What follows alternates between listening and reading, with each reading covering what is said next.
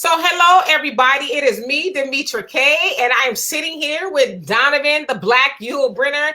He put his email up there today.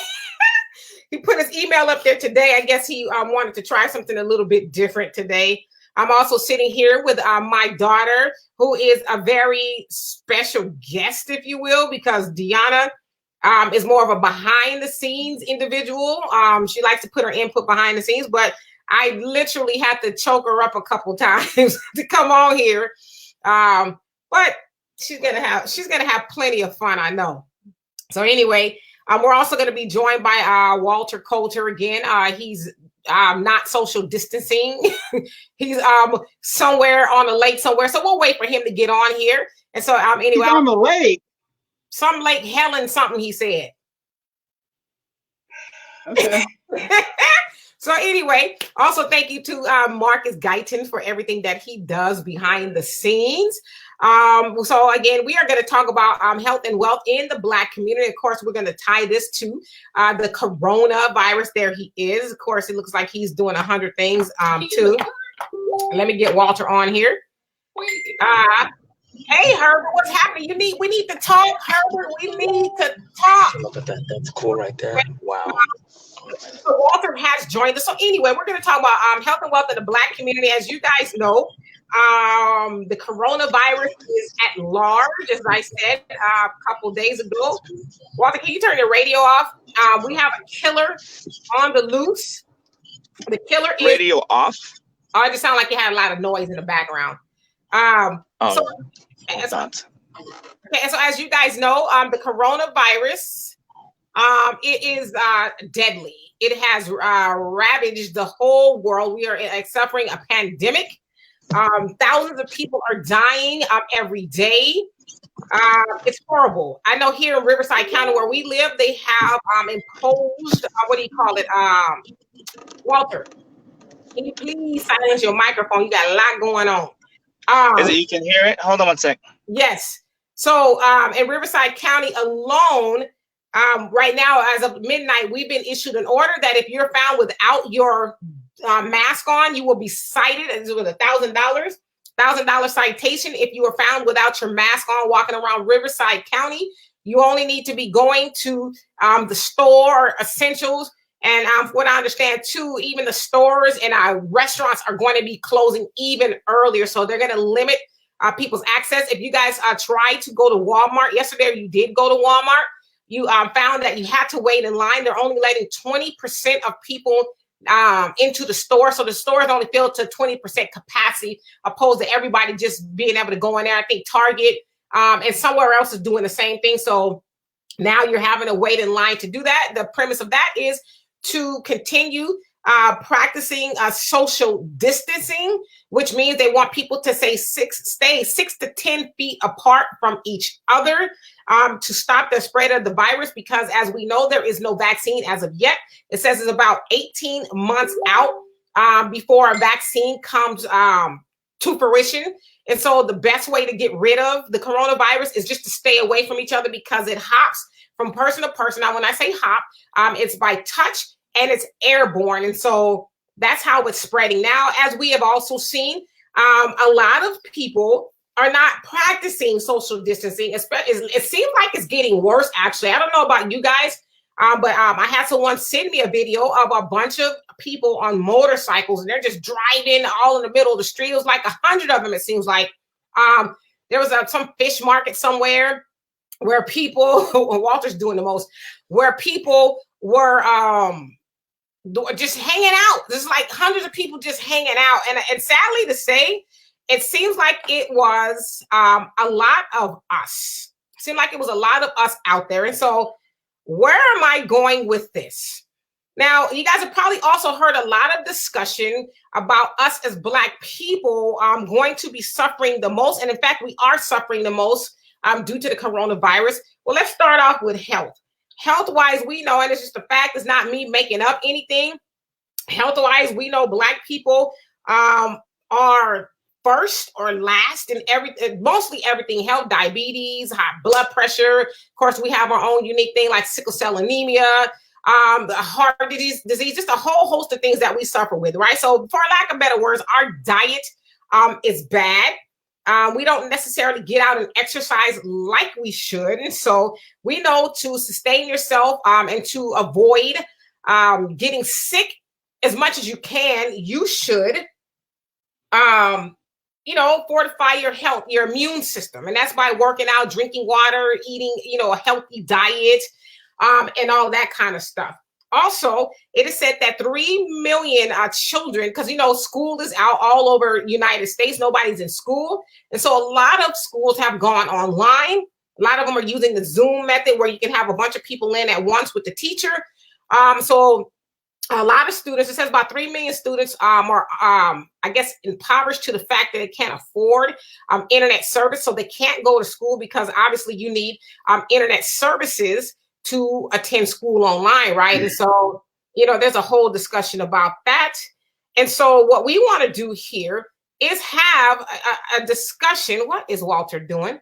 Have a discussion with my daughter. Again, if you guys come on late, this is my daughter, Deanna. She's going to join the discussion. I want her to give her opinion from the millennial standpoint. And of course, Donovan, my co-host, the Black Yule Brenner, Ride or Die, he's going to give it from a male's point of view. And then Walter is also going to jump in and he's going to add in the wealth part of it, how to better our situation. Like I said, a lot of kids in our community and our families are not able to afford internet services for a whole host of reasons. And so hopefully he can touch upon that.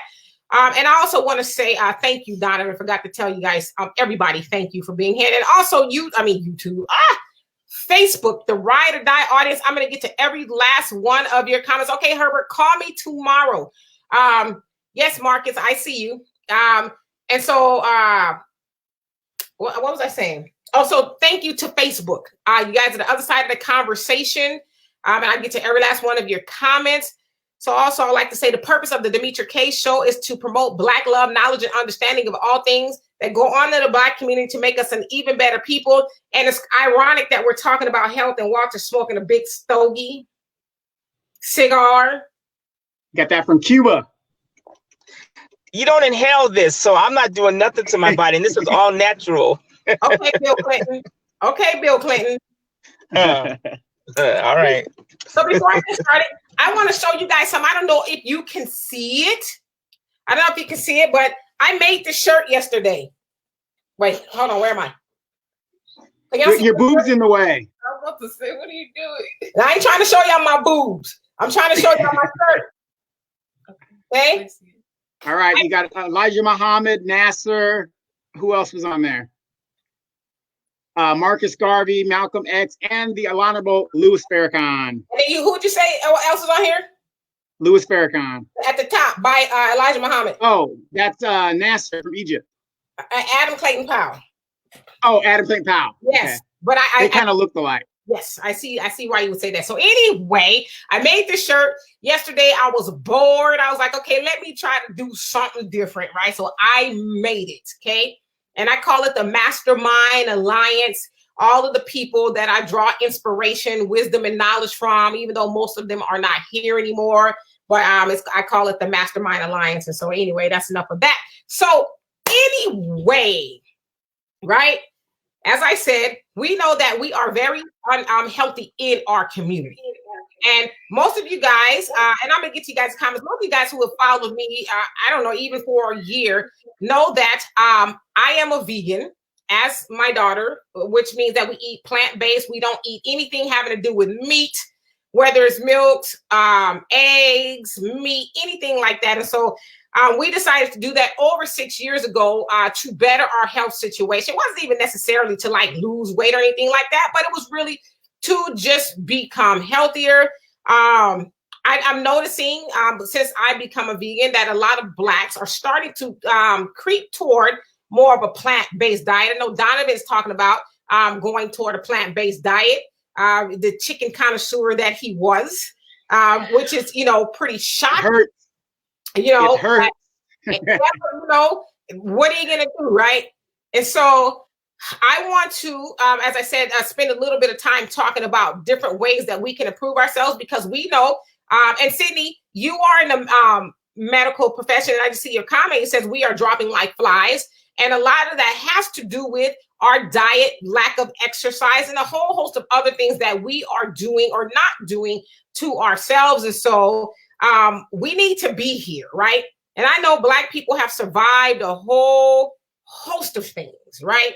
But we can't continue the cycle that we're on because it's looking really bleak for us as Black people. And so I wanted to get my daughter's point of view. I know she's sitting up here like, what's really going on? So I really want to get her point of view from a younger person's point of view. What do you think? She said, oh. Well, from your opinion, what do you think needs to be done, like to help us as Black people to have a mental shift in like how we see food and exercise? See, I usually don't like voicing my opinions because they're Go ahead with it, sister. Come on with it.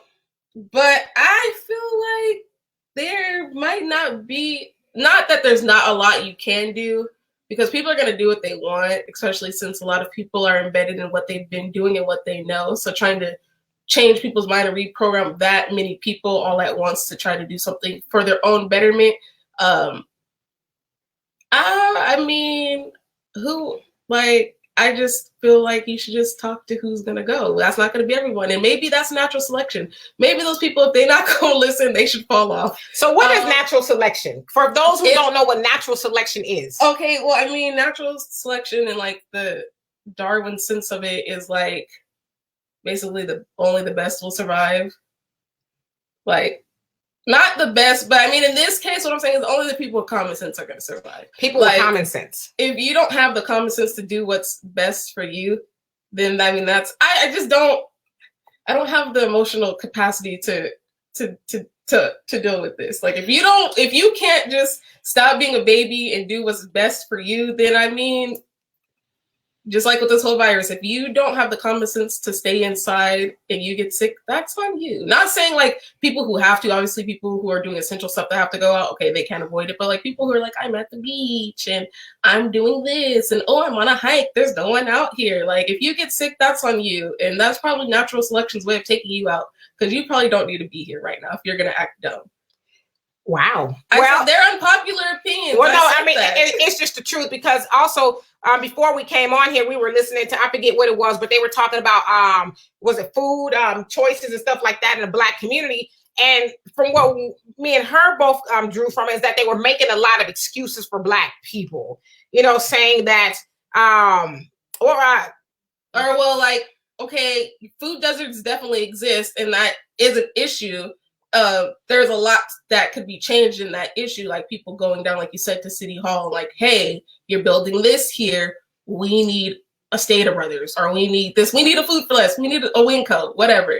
Instead of like building stuff that's not conducive to what they need. But then they're like, oh, well, we see that it's like 4 to 5 miles until the next store. And it's like, I'm pretty sure all buses, all cars, hell, all bikes go 4 to 5 miles. So like if that's something you really cared about, that 4 to 5 miles wouldn't matter. It's kind of like they were like making excuses as to why people weren't holding our hands and giving stuff to us. Right. They're basically taking the power away from us, saying that, like she said, we're victims. Like there's nothing really we can do about food deserts and things like that in our community. And like she said, they're saying that, you know, the closest grocery store was 4 or 5 miles away. And, you know, people have this innate, well, I don't want to say innate, but we have this desire and taste for fried chicken. And, you know, it's kind of hard to break those habits. And it's like, to me, that kind of, you know, notates the problem in our community. We don't put enough onus on ourselves. And so, Donovan, I don't know, what do you have to add to that? Like, what do you think we can do? Okay, let's take you, for example. I know you eat pretty healthy, you know, from the time that I've known you and stuff. You eat a salad a day. But what made you change your diet? The doctor telling my Black ass, if I don't, I'm going to die. Cut and dry. And go ahead. No, well, basically, some of the symptoms that I have to make the symptoms better, I need more, more of the green stuff and more of the, getting rid of the fatty foods and stuff because it's getting into my arteries. I have high cholesterol. So even, and a lot of people think because you have high cholesterol, you're a fat person. You're somebody sitting on the butt. That's not true. It's a hereditary disease. So I get a lot of oil in my arteries. And I'm not helping the situation by continually eating meat because meat does excrete a lot of oil. So going to a plant-based thing, as I get older, my metabolism is slowing down. And so it's beneficial for me, to start doing that. And then at the end of the day, at my age right now, I can see, you're 20, 30 and you're eating all that meat and just getting into it and stuff. But as you get older, you kind of should change up your diet a little bit because your teeth aren't as strong as they used. Things are starting on the decline on the hill. So that's how it was explained to me. And he says, those vitamins in the plant-based foods is so much better for you, and it's a lot lighter on your body to digest and deal with. So right. So let me ask you this before I get to Walter, and before I get to you guys' comments. Do you wish you would have changed your diet sooner? Yes, absolutely. Well, as you know, I eat salads all the time. I'm constantly eating salad. It's just that, I'm eating just as much chicken as I'm eating the salad. So, right. But, hindsight being 2020, if the doctor told you 20 years ago that if you would stop eating this, you would be 10 years younger, would you do it? Of course. Most people would. But it's like people who smoke. They're so addicted to it. And they say, well, this is what's causing your health problem. And yet they're still smoking. You go to the VA center and even to my hospital, you see these old people sitting there and they're still with the oxygen tank right next to them, ready to blow themselves up. The addiction is funny, but just the visual of it, yeah. It's just that serious. And you're thinking, okay, they're trying to save your life, but like, okay, good example. If I was the president or I had some kind of power and I found out that you are a smoker and you come into the hospital and your illness is related to your smoking, get the hell up out of here because you made a decision on what you wanted to do. And a lot of people don't realize this. Not a fourth, I think they said a eighth of the healthcare premiums and stuff is because of smokers.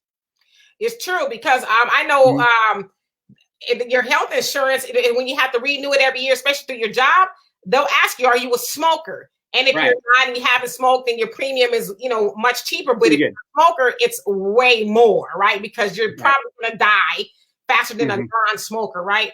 So, Walter, if you can unmute your microphone, speaking of smoking. I'm unmuted. First of all, let me get this. Tobacco, I don't smoke tobacco. I smoke cigars, so I do not inhale. So that's one thing. Okay, it's tobacco, but here's the difference between, and I'm not here to defend the smoking industry, but I do smoke cigars once in a while. This quarantine has me smoking cigars a lot. My boy Art lives in Nicaragua, started his own company, so I'm just supporting him. But the good thing about cigars is you don't inhale and it's natural leaf. So I'm gonna live to 100 like George Burns. So anyways, can you make the difference between crack and cocaine? Well, this is, Well, actually, I can. Both of those you ingest. So cigars you don't inhale, and cigars bring me peace of mind, so I can chill with a glass of wine or a cognac and a cigar. And since I don't, and I have asthma, so trust me, if it was bad, I wouldn't do it. So I smoke cigars because you don't inhale. So I'm not gonna be one of those people Donovan talking about. You know what I'm saying? So let me ask you about your diet. Let me ask you about your diet because that might be a little personal, whatever. It's not personal. So what is your diet, Walter? As a black man in America, what is your diet like? Well, I don't eat chitlins, pork for sure. I don't touch the pig. I took my kids to a pig farm, and we just watch them wallow in the dirt and lick each other's butt and just do things that you wouldn't do to a human. And so they eat booty like groceries now. So I don't eat pork, and actually I don't eat a lot of red meat. Like when I'm by myself and I'm not around a horrible influence, you know, people around me, I'll leave them nameless. I eat pretty good because I don't have a craving for meat like I used to. But if I do eat meat, I'll eat it once in a while. I do mostly more green, so I like spinach. I do spinach. I put like lemon juice and like a Himalayan sea salt or you know, something like that. I do that a lot. I eat a lot of raw foods. I eat a lot of raw fish, vegetables. You're not supposed to cook vegetables. So I hear people say, oh, have some steamed vegetables. You're fired, because when you cook stuff, you kill it. And people of color, you are fooling yourself thinking that you're gonna cook vegetables. Like if you cook asparagus, you might as well eat a piece of chicken, right? So Donovan, back to you, because you can't. If you cook something, you kill it. You understand what I'm saying? Mm-hmm. So I eat a lot of raw stuff. Like this morning, I had raw salmon, avocado, lemon, and that's what I had for breakfast. So that helps me a lot, like with my energy when I eat, you know, raw stuff. I do a lot of juicing, gingers. You know, I have juicers and the grinder at my house, so I grind my own oranges. I don't drink a lot of fruits like oranges and stuff like that. I do very little of that. So I see people also drinking orange juice, which is you are killing yourself when you drink orange juice, apple juice. Think about this. How many oranges does it take to make a glass of orange juice? What kind of oranges are you using? Right. How about the big oranges? So how silly would you look? Yeah. Okay. So how silly would you look eating 8 oranges? Why would you do it in a juice? At least when you eat, you get the fiber and your body goes to work. When you drink orange juice, there's no calorie burn. You just swallow it, turn straight to sugar. So you would say for the most part, your diet is pretty clean for the most part. So let me ask you also, how long have you been eating like that? And then I'm gonna get to you guys' comments. How long have you been eating clean, if you will? Cleaner. Well, I don't know if I would use the word clean all the time. I mean, my diet, this is probably since 2000, the mid 2000s, you know, after my divorce and all that. Speaking of clean, is I started eating better then. So I started doing a lot of salads. I mean, you remember when I moved out, I would do a steak, which was wrong, but I would also do big salads. So then I gradually got away from red meat after watching Game Changers and Forks Over Knives and just, you know, hanging around people that ate, you know, like even like Arnold Schwarzenegger right now is a vegan, and the strongest man in the world is a vegan. So, you know, and I used to eat meat for like protein, and then somebody said to me, you know, the strongest animals in the world don't eat meat, like dinosaurs, you know, or rhinoceros. Gorillas don't eat chicken. So let me ask you this. Do you wish you would have done it sooner? Well, yeah, I wish I would have done it sooner, but here's the thing you could do is your body, and don't strike me down because I'm not a doctor, but your body rejuvenates its cells on a regular basis. So even if you are 400 pounds, you have a horrible diet, and you are 6 months from the grave, you are what you eat. So imagine this, like if you ate greens all day and start eating clean, then your cells are going to rejuvenate. So you're going to create a new body. So what I'd like to do is, and I like to make it fun too, because I'm not sitting here saying eat spinach, because that's boring. So I add stuff to it. And if I'm going to cheat, you know, I'll cheat once in a while. But you can rejuvenate your cells. And I think people of color, you especially need to do that. I mean, you know, I used to joke, you know, the black grandfather is an oxymoron, because you don't see a lot of old black men. You know what I'm saying? Like, how many 80-year-old black men do you know? Yeah, it's and black men are dying a lot earlier. So let me go ahead and get to these comments. All right. So hey, Herbert, yes, we are going to talk tomorrow. It's a bet. You said everything is down in Memphis. Okay. Hello, Kevin. He says hello, D&D. And Marcus says we are ready. He also put up a link. So if you guys are in the watch party, please come over here to this side so I can actually see your comments. Sydney says, what's up, fam? He says, I am healthy, going back to the ER emergency department tomorrow. Well, please stay safe, because we know why you're not there now. Sydney was afflicted with the coronavirus, so please stay safe. And New Bright was having, it says, peace, lead investments next. Okay, and then you said, Sydney, we are dropping like flies. Yes, we are. I mean, it's just the fact that, hey, Adrian, he says, wow. And Sydney says, I am. I say this. We talk about wealth. We need to get to basis. Deanna, I can't read. You can't. Okay. There is no reason for us to be out at all, riding bikes, playing music on the block, chilling on the block, going to church. And yes, we unfortunately are seeing a lot of people still do that. Like, hey, it's a vacation. And unfortunately, it's a lot of us that are still doing that. And New Bright, you also say 5G deflection, lead or lead. Is that what you're saying? And we'll talk about the whole 5G thing. I got a little bit of information about that. Everybody and their mama sent me this video, so I finally decided to watch it. And Sydney says, we ain't doing this 5G.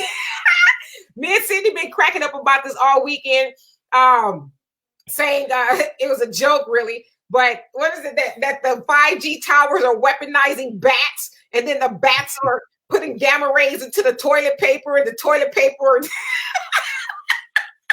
Because, all these conspiracies are going on. So bats are weaponized now by 5G. And let's see. Hey, Macy. So she also put up the link. And Kevin says, let's see, what is so wrong with the national response to the pandemic, and why is it being so vigorously put down? Ultimately, this lack of national response and weakened intelligence in the community, Africans born in America may have the best prospect of shifting the economic paradigm. Paper money equals debt to a resource-based economy. Also, the formation of independent nation of Africans born in America to begin organizing the logistics to reach each other and solve the testing while getting support of, and I can't see the rest of the comment. I guess it cuts it off if it's too long. So if you can finish it. And then Adrian, you were agreeing with something. And Cindy says, damn, I'm looking like Donovan. I had to shave my beard and mustache. I feel weird. And then let's see, Adrian, also you're agreeing with something else. And let's see. You also say, there's no need for them to stop now in their minds. Okay, so I'm talking about having a mind shift. And drama-free, I need to change my name to drama-free. And smoking weed is not included.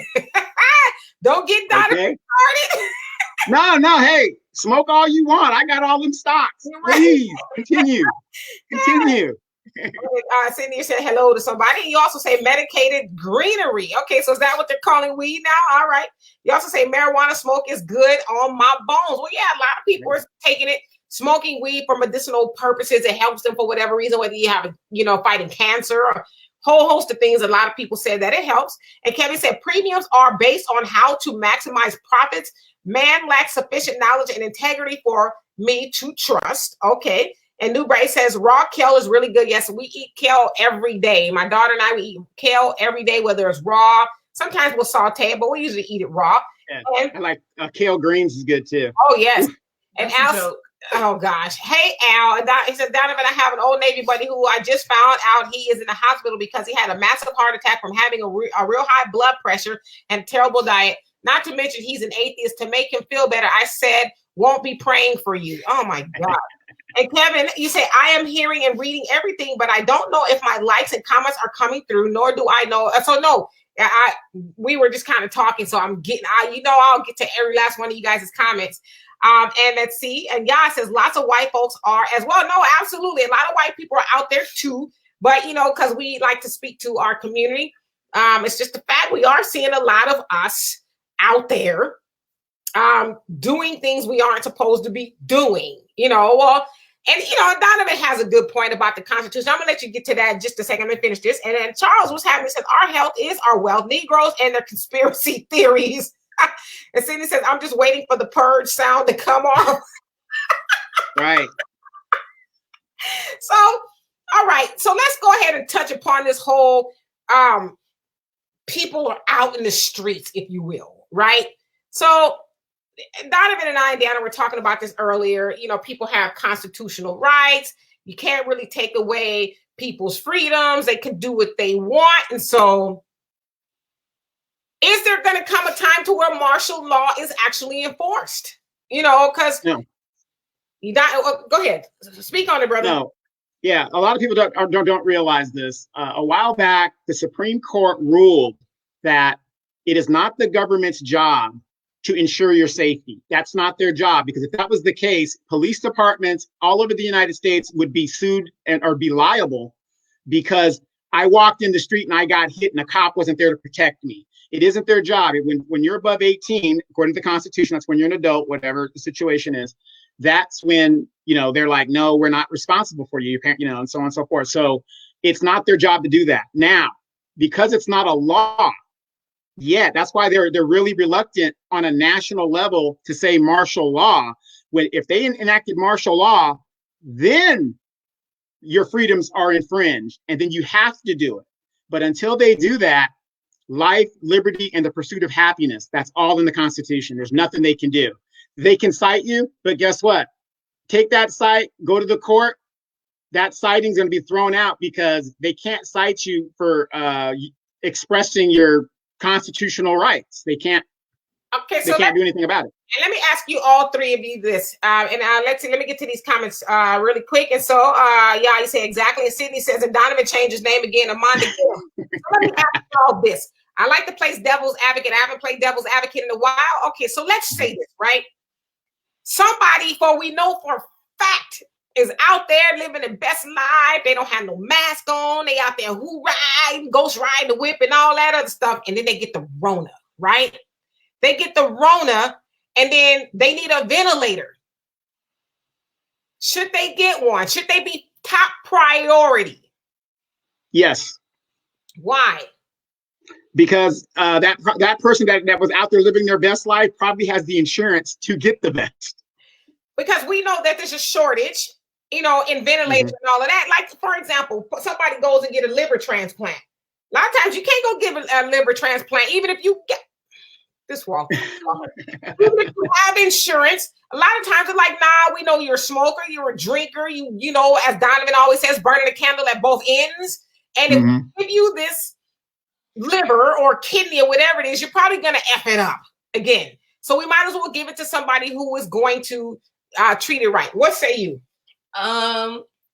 See, that's, if there was somebody out there, if they were to make a new job of somebody that just sat there and watched social medias, and somebody came in and was like, I need a ventilator. And they're like, 2 days ago on your Instagram story, I seen that you was at the beach with your homies. You going to the bottom of the list, then I bet you everybody would stay home.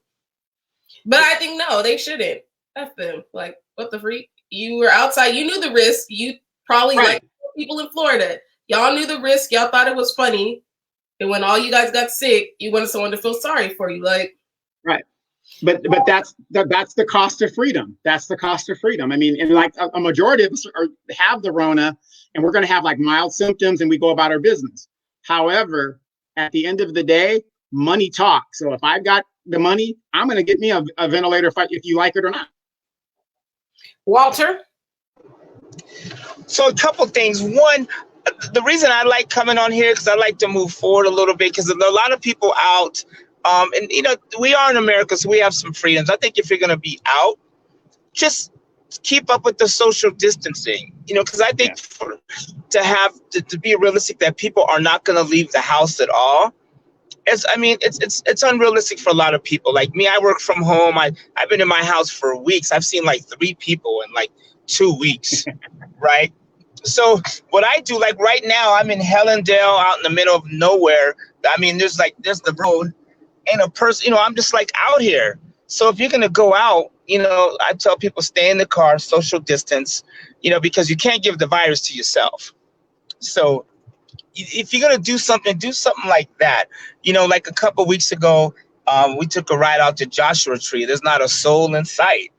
You could go stand on a mountaintop, but so I do stay away from other people, and as tough as that is. So 1, 2, I think as far as your health, like some of the things you can do to give yourself a better chance is to, like we were talking about earlier, eat healthy.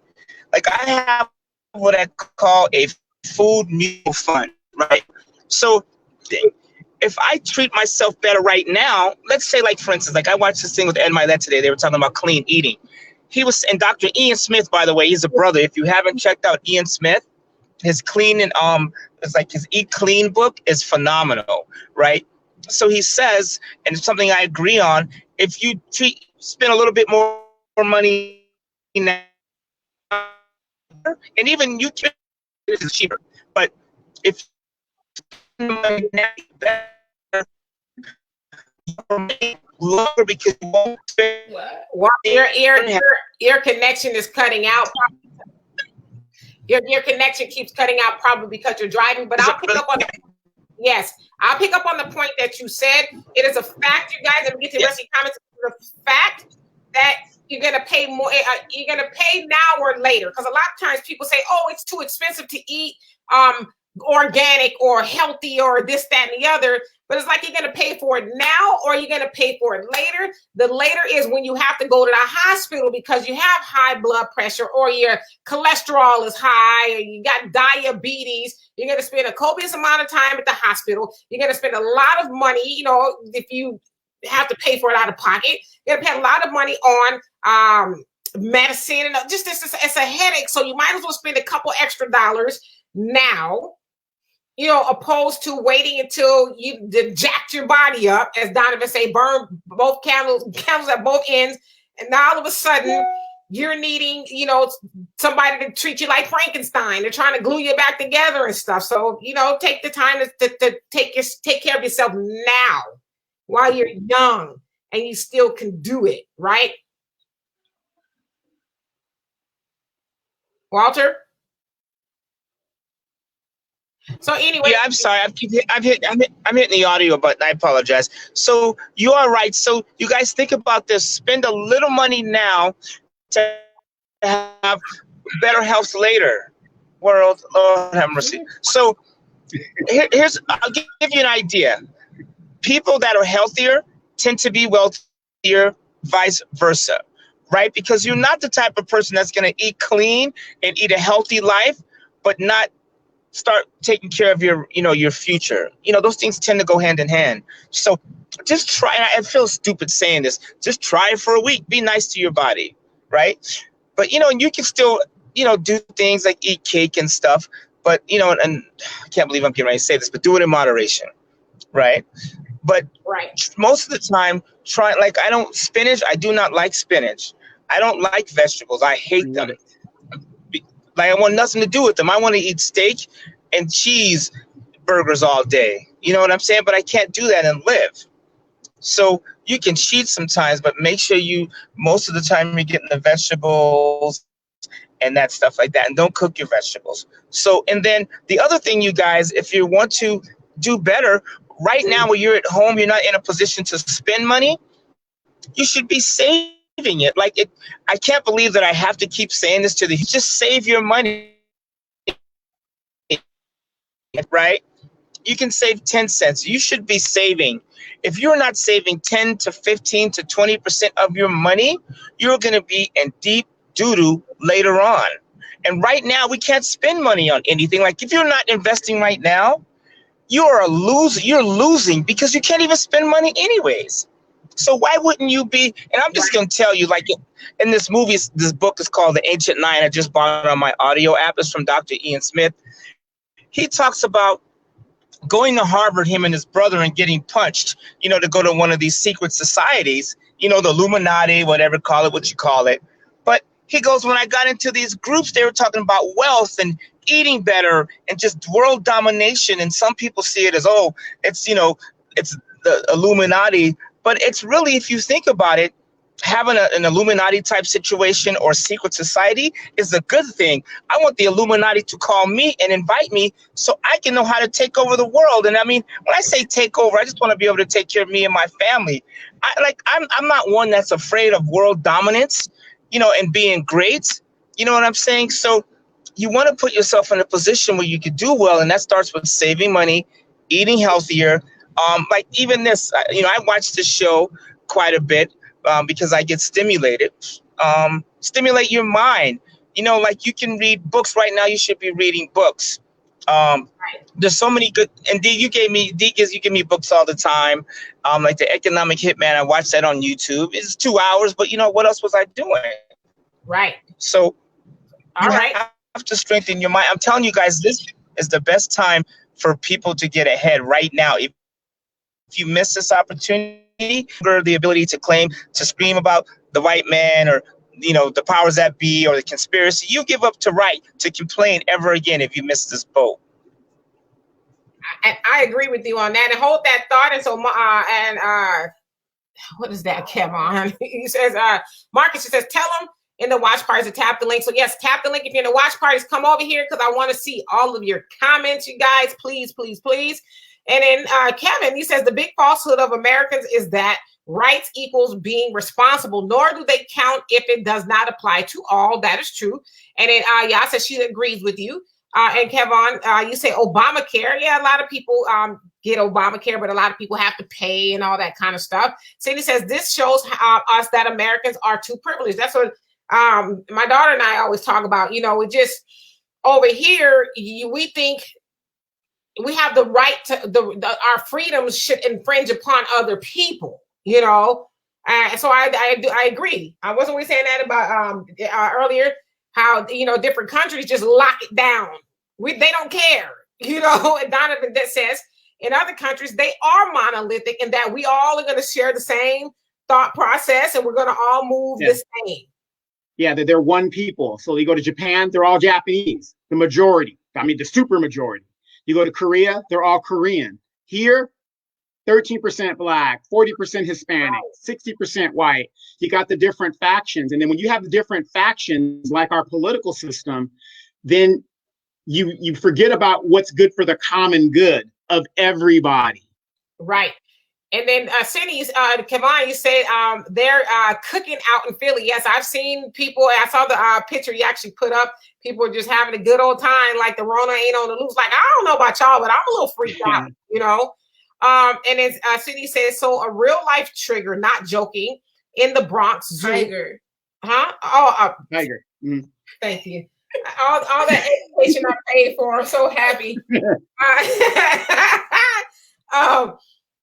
So you say he said, so a real life tiger, not joking, the Brooklyn Zoo has COVID-19. How does a tiger have COVID-19? No. Remember that this disease is in animals. It's prevalent in dogs. That's where it came from. So somehow they weaponized it and pulled it out. It's been with us for hundreds of years, and they've strained it to a degree to where it is now pandemic.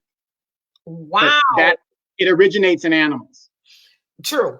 And so Cindy says exercise, and Al says take it from Donovan, fellas and ladies too. You must be healthy if you're gonna kiss the cat. I can't stand you. And Kavan says $1,200 spent on the economy stimulates the economy. Well, but you know what?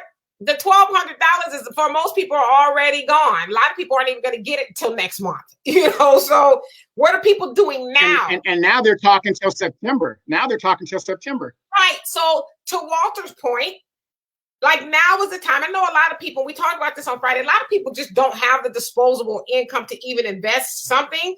But, as he talked about, what are some of the things you could cut loose, to even put $5 in there? And let's see here, Walter, I'm going to let you get to that. And let's see. And yeah, he said, they're not talking about you, though, bro. They're talking about white folks, okay? And then Kevin, you say, how is their testing for the coronavirus in ducking? Oh, I think they're effing tigers and not humans. And how do they know to test it? That's a good point. Like, that looks like it has the Rona, And well, in animals, there's certain symptoms that are prevalent, and then that's how they kind of test for it. The handler had it, so that's why they tested it. You say he posted on his page, and so Kevin says, thanks, that makes sense. Brooklyn Zoo, RIP, ODB. Kevin, crazy, old dirty bastard. And Cindy says, no, Donovan, we ain't doing that too. And he's saying Bronx Zoo. So yeah, that $1,200, as we know, for a lot of people, just gone already. So, what do you do? Okay. First of all, none of us have got the $1,200, so it's not gone. Number one. Well, when number I say two, it's gone, I'm saying so many people are already out of work, and that, perhaps they're taking out loans or they're delinquent and stuff already. So once they get it, that money is going to go to, trying to catch up a little bit. We ain't talking about Californians. Talking about people in Mississippi. Okay, so you guys, here's the thing. The only thing you need right now to survive is food.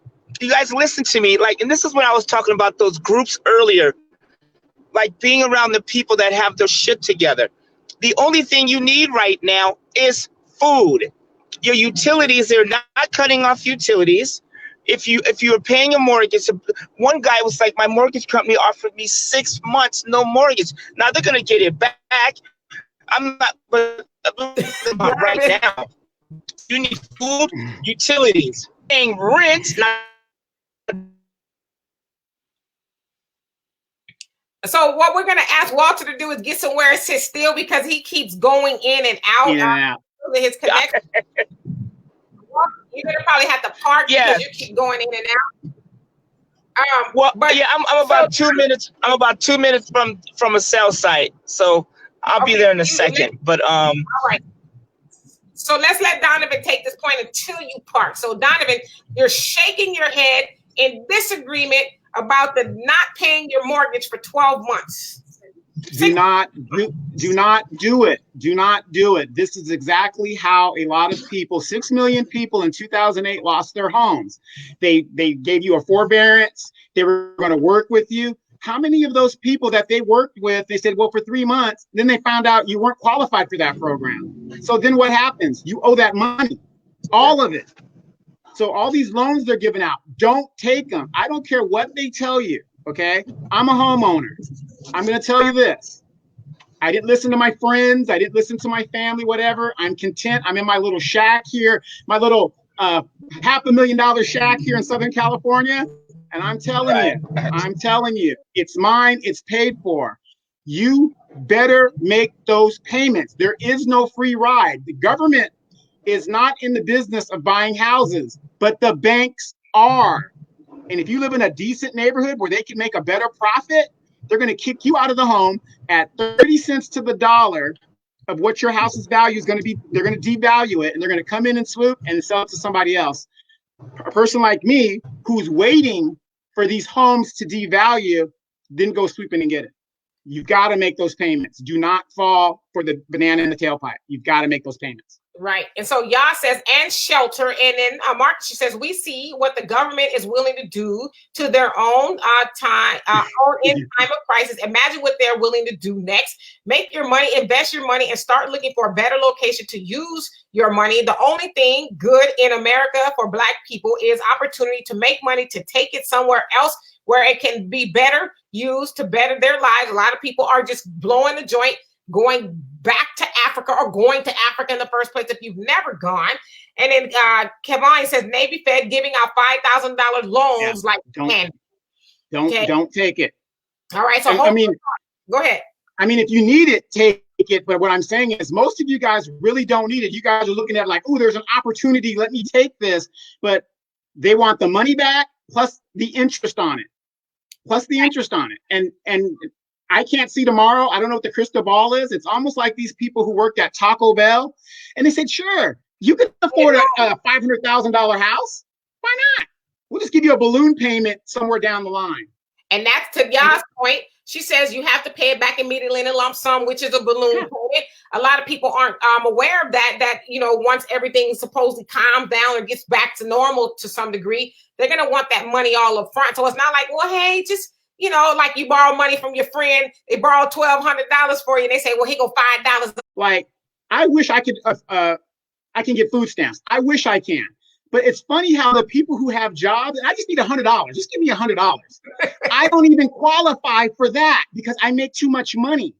So what they're going to do is they're going to say, oh, well, don't worry about it. We'll give you this forbearance for 3 months, right? They say, okay, hey, no problem. And so you're all happy because you don't have to pay a mortgage or rent for 3 months, right? But they look at your income and say, oh, this person's working. Oh, I'm sorry. You don't qualify. Then you're like, what? What do you mean all this money? Then you try for the other thing that some program that they have. Now you're 6 months behind. You got to remember, you've got to be almost in the damn dirt for you to qualify for any of these programs. Right. Let me get to these other comments really quick. And then Sydney says we all had the coronavirus. We all had the flu. I almost posted earlier how many coronavirus was found in 10 years. Oh, and then y'all says I agree with Donovan. And Sydney says pay your rent. And Devon says agreed, Yul Brenner. And Sydney says pay your mortgage. And Yah says I agree with Donovan. And Kevin says debt. The so-called money is solely for debt. And only the wealthy will get richer. It's true. The rich get richer and the poor get poorer. That money is debt. And you say we need to open our eyes. These folks don't want us to have anything seriously. We need to keep that in mind as we move through this white world seriously. I know Walter's going crazy. Hold on, Walter. And Cindy says, wondering what happened to Rand Paul. Oh, because he supposedly had the coronavirus. And Marcus says, I have a question for everybody on the pound, or maybe how bad does it have to get in the United States for individuals to consider leaving the United States for something better than this? And Yah says, we are in the shape we are in due to blindly believing that these folks stop trying to take us down. It never stopped and it's continuing to get worse. We need to pay attention to everything. So I want to take Marcus's question. But before I do that, because my daughter's probably sitting up here like, why am I here? I can read So I want to ask. Because I said so. I want to ask you, as a millennial, that's what we call your generation, a millennial. What does the future, with everything going on, look like for you? That doesn't sound like. What does that look like for you? It's somebody in your situation as a young woman, starting out, if you will, trying to. It looks very depressing. I the other day really sat there and thought about it, and not trying to be dark, but I was like, I'm pretty positive. You're right, I'm pretty positive. Suicide rates are about to go up because people are it's getting real for people, and just people are probably thinking about now, like, oh, there's either people stressed out about being home, or there's people who are like living their life, their best life at home, but nobody's really thinking about, okay, what's going to happen after this? What does this mean for me after all this happens, when all these jobs close down, like Chris said, that AMC might not make it? I mean, that's a college kid's job. Yeah, I mean, you go there, you don't see a lot of college kids working there, but that's a college kid's job. That's a bunch of places like that are going to be gone. So what does that mean for everyone else coming out, especially people coming out of college, and they're going to have all this debt that they can't pay?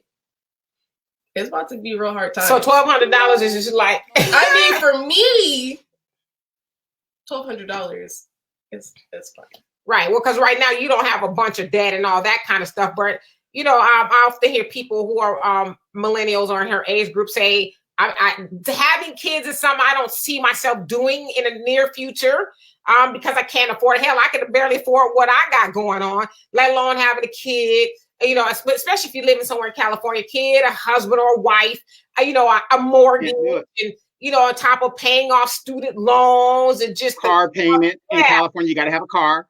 And they call a lot of people in her generation, a lot of people in our generation as well, gig workers, to where, I'll go do a gig here and there, get a couple of dollars here and there, and then go, do something and come back to work. Because it's just like, I'm not going to go sit on a man's job from 9 to 5 for $15 an hour to still struggle, right?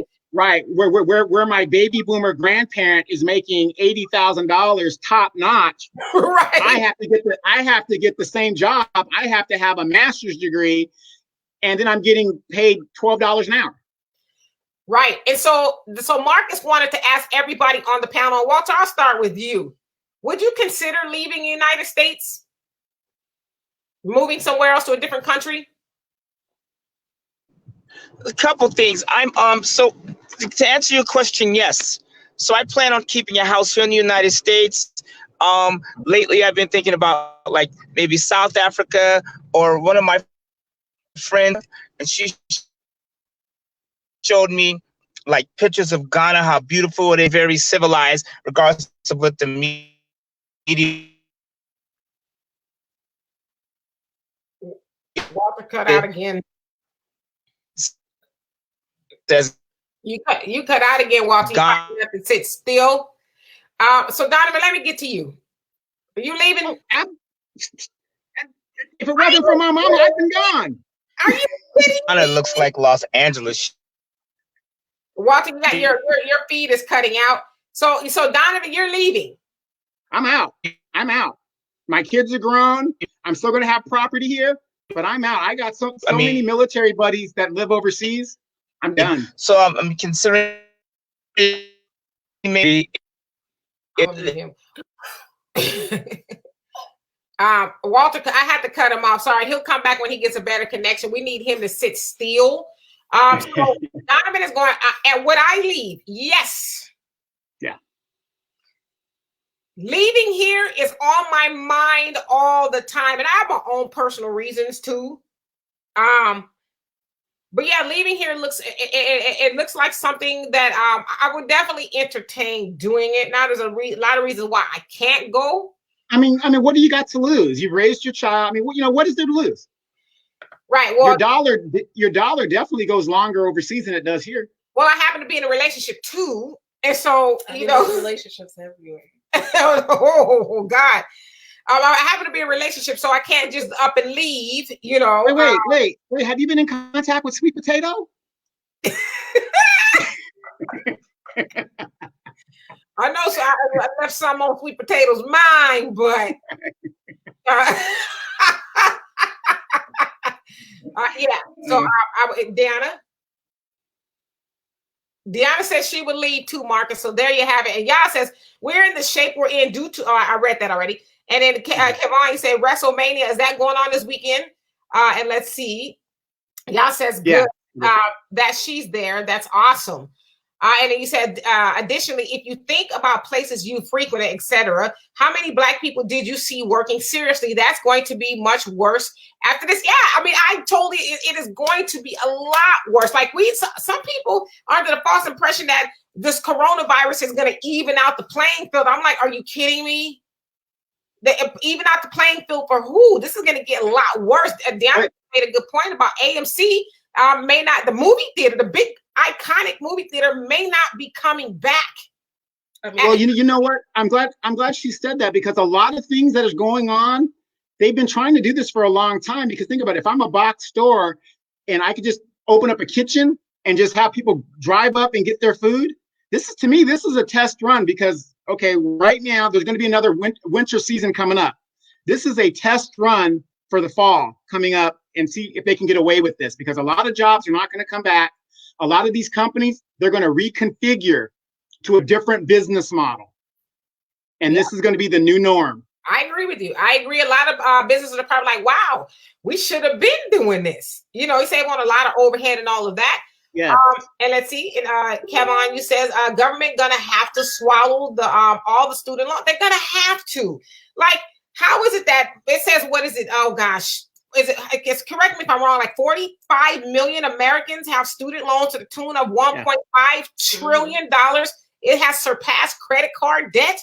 So a lot of people, I mean, my daughter was telling me about her professor. You want to tell us about which one? The one that had to owe like $500,000 or so in the student loan debt? Oh, the one, yeah, he because he went to law school and he ended up having like $500,000 worth of debt, to where he pays every month, I think like over $500 a month. And he was like, the reason I haven't stopped paying it, so if I do, they're going to take my parents' house.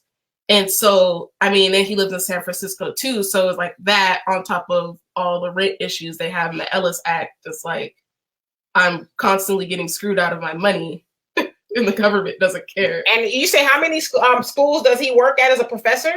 In the Bay, most of those teachers work at like 4 to 5 schools at a time. Multiple classes. Well, that's a lot of these professors now, because they only want to have 1 or 2 people fully on staff, and everybody else is adjunct. Right. So I agree with Kevin. They're going to have to get rid of student loan debt. They're going to have to. They're not going to have Betsy DeVos. I mean, she's reversing all kinds of stuff. It was $5,000. It's $5,000. It was a lot. He pays $5,000 a month. And it's tied to his parents' home, because I guess maybe they co-sign some of them. So if he stops paying, they'll take his parents' house. So, he doesn't want his parents to suffer. Yeah, if you ask my opinion, I don't think they're going to stop the student loan debt, because that's the majority of people are on that. And that's what we were saying about Voc schools and stuff like that. if we would start telling people not everybody's going to go to college. Everybody goes to college now. That's the new hustle for these banks and CEOs. Because now, look, I've lost my home, and some of us that are living with our family members now, I mean, the squeeze is on. So now this is the only way I can get money and keep people under the thumb with that student loan debt. I don't think they're going to get rid of it. They're going to keep that, and people are going to continue to get a degree that they can't get a job in. Keep that yoke around your neck, huh? Yes. Right. Yes. And so, Kevin, you say, damn good question. And does anyone in your crew discuss their desire to implement their visions for the future of America? Well, you know, like my vision comes from all of these people. Oh my! Hey, I don't need to see that. Where's the Cash App button? No. My vision comes from all the people on my shirt. These people have all laid out the blueprint. They've all showed us the way. And so, to me, I don't think anything has changed. I just think we refuse to listen. Like, we talk about this all the time. We want this golden solution, if you will, to just come out of the sky, you know, and make everything easier. What was you going to say? I forgot, but it was more along the lines of like people wanting us to have our own entrance into a house, or like, oh, well, there's no entrance for us. Well, we could go through the back, and it's like, why don't we just build our own house and foundation instead of trying to get into one that's clearly not really made for us? Correct. Right. And let's see here. And so, and Kevin says, Navy Federal put up my next 2 car payments in the rear. So car companies will do that. They'll put it on the back. So they won't, you know, make you pay it all up front. Car companies, you know, are good about that. And you also say Walter has Dollar Tree. Walter has Dollar Tree equipment. I don't know where Walter's driving.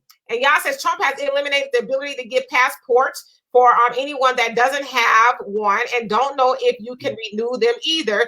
If there is an indefinite time frame for getting it turned around. So in with you leaving, but where will be safe where will we be safe, and can we even leave, as some family members might not have valid passports? Well, I know everybody on the panel here has a passport.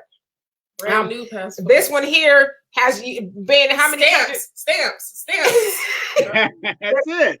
How many countries you've been in the last 6 months? 6 months. That's a lot. She's gone. You know, she doesn't have any kids. I was trying to leave. She doesn't have any kids, major responsibilities. What do you mean? Yeah, so she's just, you know, she's doing her thing. But yes, I agree with you. But, you know, and I will say this about Marcus. Marcus has been really good about telling people to get your passport, you know. So yeah. If you don't already have it, I don't know. And let's see here. And if you're behind in child support, you don't get a passport. Right. Well, I think it depends. And so let's see. Billy says the short bottom guy is going to get screwed again. Correct. And Cajun, what's happening? Says, are you guys going to elaborate about adrenochrome? I don't know what that is. Do you know what that is, Donovan? No, I haven't heard about it. Okay, we have to look it up and see what it is. And then Yah says, look at all the CEOs that quit and took their money out of the stock market. Yes, douchebags. And Yah says again, Hitler is in office. They're not going to take losing money lightly. And that, you know what? And that's why I don't really think, because I hear people saying this is a conspiracy, this coronavirus thing it might be man-made, I don't know. But like I said before, if it was and it was meant to harm everybody else, it backfired. Because I can't see Trump, the administration, whoever, wanting to lose all that money to screw the little guy, end up getting screwed themselves. So, well, yeah. I mean, you want your slaves to continue to work, but if you put them all out of work, then who's going to do your production? Correct. And then, especially here in this country, when everybody's out of work, people get a little agitated and they start shooting and they just start taking matters into their own hands. So you've got to throw these people, especially white people, a bone, period. Right. And Al says WrestleMania is going on for the second day. And since the virus chaos, WWE has been an atrocity. Yeah, because they can't have people in there, right? It's just, I guess people are on the stage and nobody really in the audience. And Walter, we see you're back. You had a good connection now. And then Kevin says that may sound crazy, but like Donovan said, if I had the power like folks are giving Trump, if you will, me, the first place I would use the Defense Production Act on is the Federal Reserve Bank. Can you imagine? No longer will the economy be left to private people, national debt gone. Right. Unfortunately, the president doesn't have any jurisdiction over the Federal Reserves. It is a civilian bank-owned company, so he can't do anything. And Kevin, you said, I thought teachers get their student loan discharge. They got to work like 10 years. And then it's what, like $5,000? Yeah. Now, usually if you got your degree from the very school that you are teaching at, I've heard of that being discharged. No, but it's like a form of slavery. Like, you can be here for a minute and then we'll take some off. But you need to put in work at school. Well, if you're in the military, you get yours discharged. Anyway, and y'all is going to be private. Hell, if it ain't already, right? And then again, you say, I'm with Donovan yet again. Hey, he says, what's up? Do you guys use this for split screen? Yes, we do. And Kevin says, Al, did you like AJ and the Undertaker? And wrestling stuff. Walter, you jump in with everyone. Let me just get to these comments here. Let me finish. Go ahead.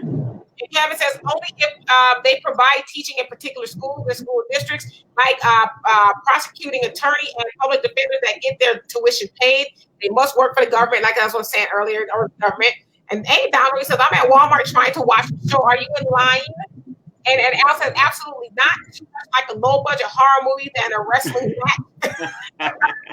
And y'all says, I agree. There is no golden solution. We need to build our own. We need to be able to defend it, period. They don't want to live separately. They want us to, they don't want us to live integrated or separated. And Billy says, wrestling sucks. And Donald says, it's a conspiracy. 911 was a conspiracy. 9/11 rather was a conspiracy. They don't care how many dead. Let's see where to go. See how this. Oh, that is. This is looking like the Hunger Games. Yeah, I agree with that. And then Kevin says, I said under the Federal Defense Production Act, under its authority, the government can take over private businesses. Correct, but the Federal Reserve does not produce anything, so that act would not affect the Federal Reserve. That's like saying we're going to go into a church and tell them to make masks. They don't manufacture anything. It only deals with manufacturing businesses. They just can't come into any business and take it over.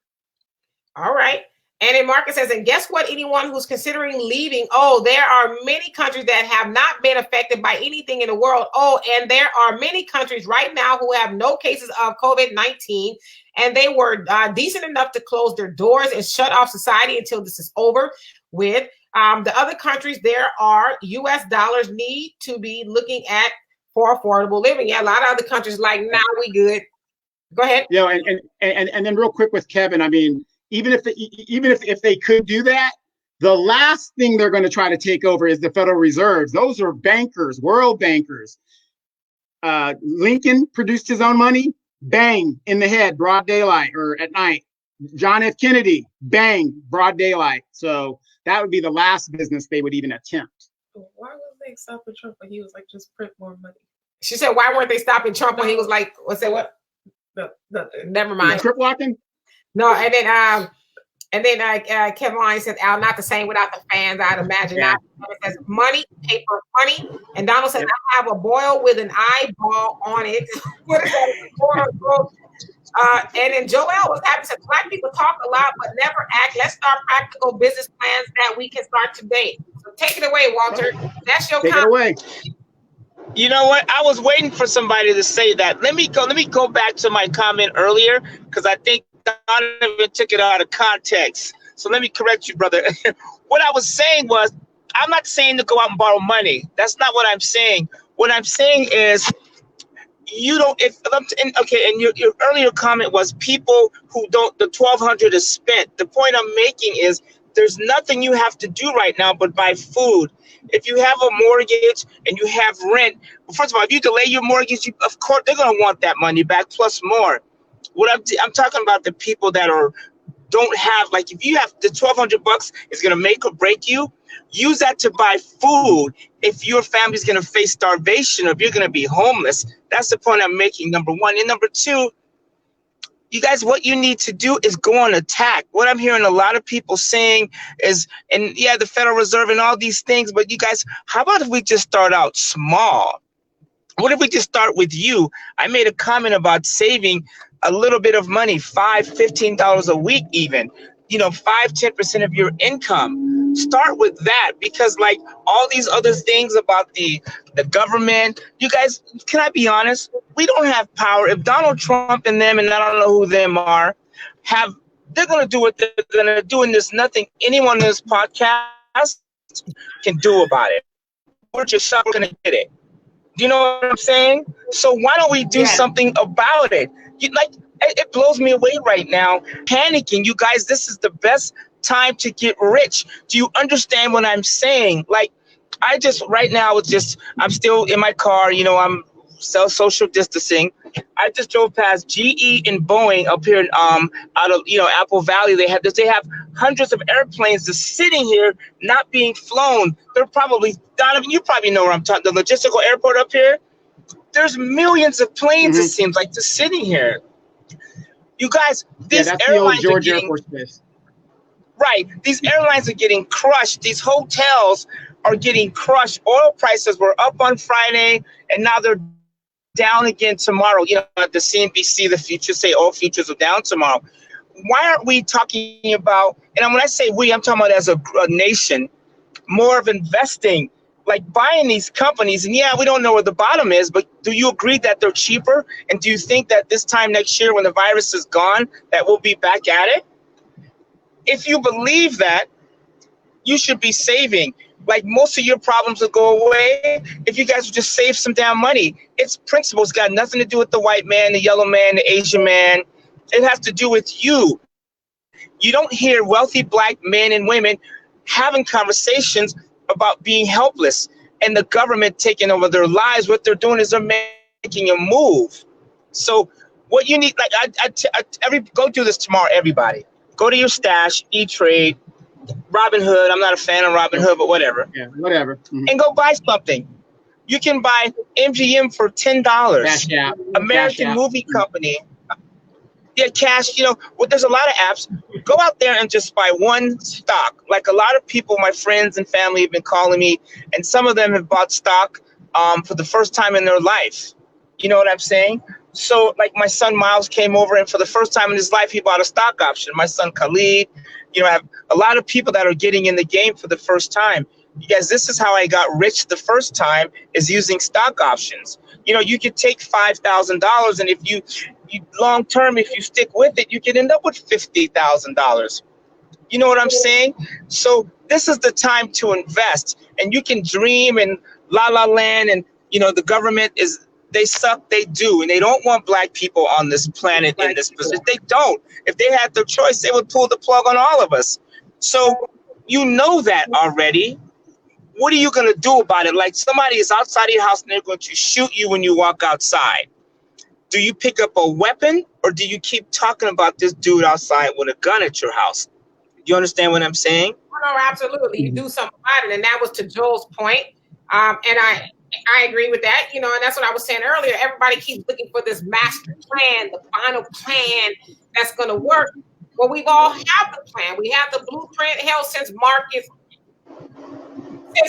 Garvey, we've had the blueprint, and we just, as a people, for whatever reason, we have this schism, or we have this problem with following.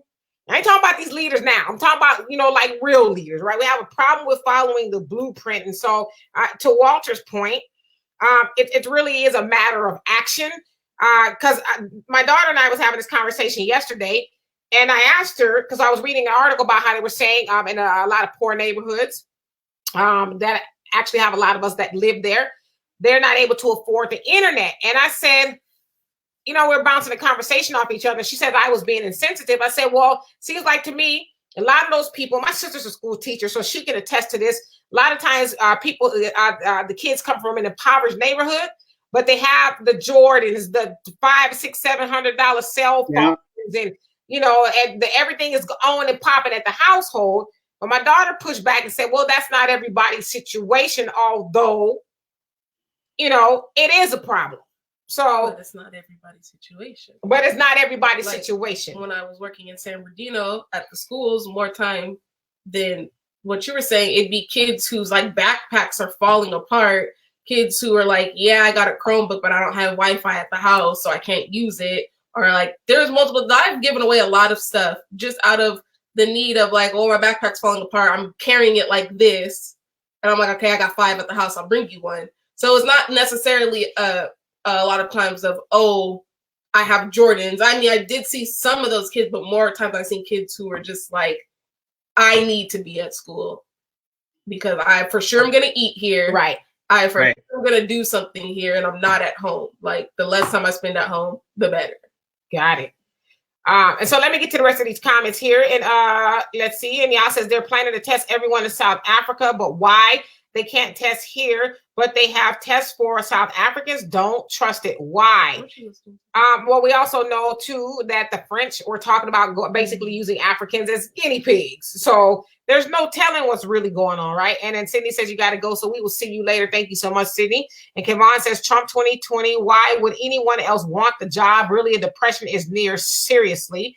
I mean, yeah, you say, why have so many CEOs dump their stocks and step down? Because they saw the writing on the wall. It's better to take their money, right? While they still have it and let the rest of us suckers suffer.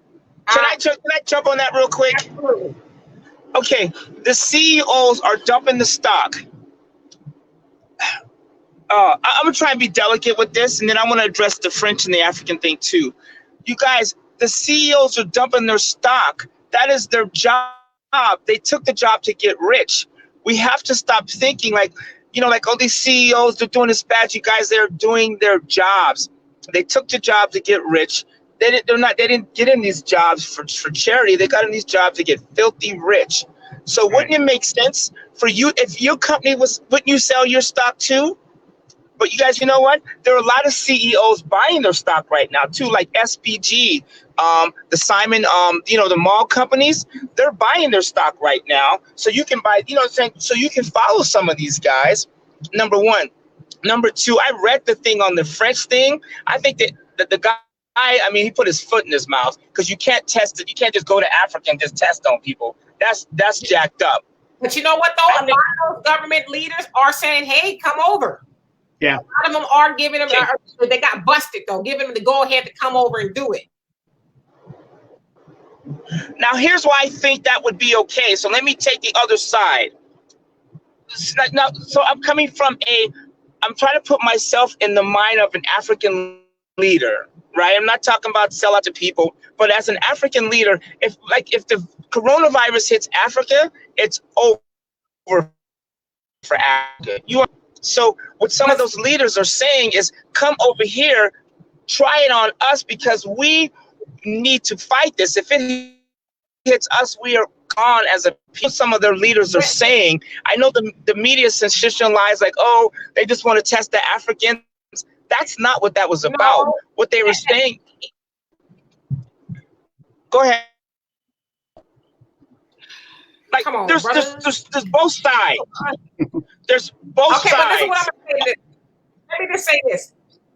Like, I hear what you're saying, but we know historically speaking, that has not been the case. Black people have been used as lab rats. We know, especially nowadays, a lot of those African leaders, Black African leaders in Africa are selling out their people. I mean, hell, look what they allowed the Chinese to go over there and do it. I mean, the Chinese, they call it investing in Africa, but we know that they're really taking over Africa. Also, the French have way more deaths in cases of the coronavirus than they do in the whole continent of Africa. So why aren't they testing their own people? Why you want to go over to Africa and do it? Like I said, there's both sides. I don't agree with using African people as guinea pigs. But what I always try and do is look at both sides. Like if an African leader wants them to come over there and test, we should look at both sides. right? Because I know we've heard all the other side, and Africans have been used as guinea pigs forever, and unfortunately, it's not going to change. But here's something we should be asking ourselves. Earlier, you asked me where would I move to if I was going to leave the United States, and I said like Ghana is somewhere that I would go. I have friends in Ethiopia. Ethiopia is beautiful. You know, Senegal. There's a lot. You know, you guys went to South Africa, the two of you. It's like, why don't we put our money where our mouth is? You know, out of 100 people that are on this podcast, how many of you or us are willing to take off and go do that? Like, why don't we just do this? Why don't we set a date? Because we know the corona is going to be here. Why don't we say in December, if the coronavirus is gone, everybody gets a ticket. And by the way, you can buy them cheap right now. Gets a ticket, and we go over there and start something. I'll put in $5,000 or $6,000, whatever it is, or $100 or whatever. You understand what I'm saying? That's what we ought to be doing. Put your money where your mouth is. I'll go over there and invest, buy a store. I don't know. I've never been there, but I'm eager. All right. Well, let me get to these comments. And Donovan, I want you to jump in because I know Donovan was talking about just giving it all up here and staying and just buying up the whole country. But so let me get to these comments. Kevin and his daughter, that was an excellent observation. What have all these people let Donald get away with? How come they don't stop him? Good question. And if you don't ask the question, then your generation is doomed to repeat history. Ask your question out loud. And Al says, cornucopia model, cash is king and credit is power. All right. Al's going to write the your mission statement for you. And let's see here. Where did it go? Oh, and Yah says, that's why they're trying. That's what they're trying to do. But I agree. What are we going to do about it? Absolutely. We ask it all the time. And super fine. Hey, I like that name too. Say goody. Right. And just started listening from London, UK. Thought I'd join and say that personally, make sure that my family don't start to panic with what we're noticing in the food shopping. We have made adjustments to our outlook towards life and made some small changes, and they have improved the family life and brought our family closer. 3 areas where we made changes straight away, which wasn't too hard. He said, 1, food, making 4 weeks menu. 2, listening to media. And then I can't see the rest of it. It says limited amount of, I guess, maybe I can't see the rest of your comments, so I do apologize for that. And Cindy says, D, I sent you something inbox by accident. I won't look at it. I promise you, I'll delete it. I won't look at it.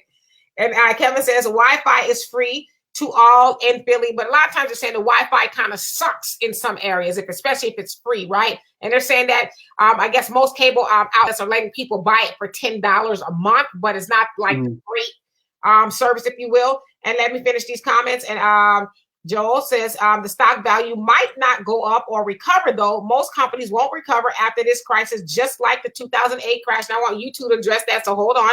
And Yah says their jobs are to maximize shareholders' wealth. Absolutely. They're starting tomorrow. He says, no, I don't agree with him. And he said, I saw a video where this guy was saying that those tests are contaminated.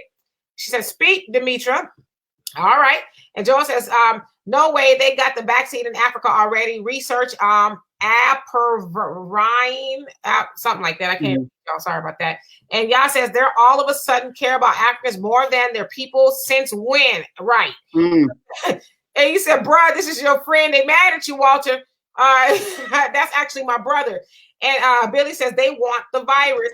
And he says, I like how you're talking. And then Kevin says, I would never leave the U.S. ever. So I want Don, touch on that question there about the Joel says the stock market might not ever go up or recover. Most companies won't recover after this crisis, just like the 2008 crash. What do you think? Yes, very true. A lot of companies won't, especially the ones that are just the startups that were just trying to make it. They're out of there. But you got to look at what the stimulus actually helped. It helped the major companies. So they're going to be there regardless. So this is legalized gambling for the wealthy. And this is their way they can steal your money. When the 2008 thing happened, I lost over $100,000 just like that. Just like that. Nothing I can do about it because I took a chance. This is never going to go away. The stock market's been around since the early 1920s, whatever. It's not going to go away. This is their fun house. This is how they do it, and this is how they're going to steal wealth. And another thing is if it did go away, think about this. If it did go away, how could you ask for a bailout if you have no proof to show that you need one? Right. All right, Walter. So you got this. So people are taking exception to what you said about it could be a good thing, the testing in Africa, and I address that stock market question. Okay, so here's first March 9th of 2009, one of the lowest points of the stock market. Do you know I bought Citigroup for 50 cents in March 2009? In 2009, I invested a lot of my money, the money that I had left after losing millions in the real estate market. I bought stock, and that helped me rebuild and start my members only business.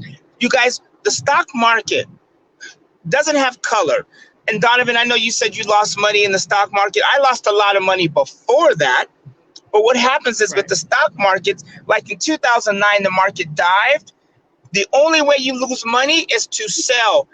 99% of those companies, 99.9% of those companies rebounded. And if you bought in 2009 and you held on to 2019, you are happy as can be.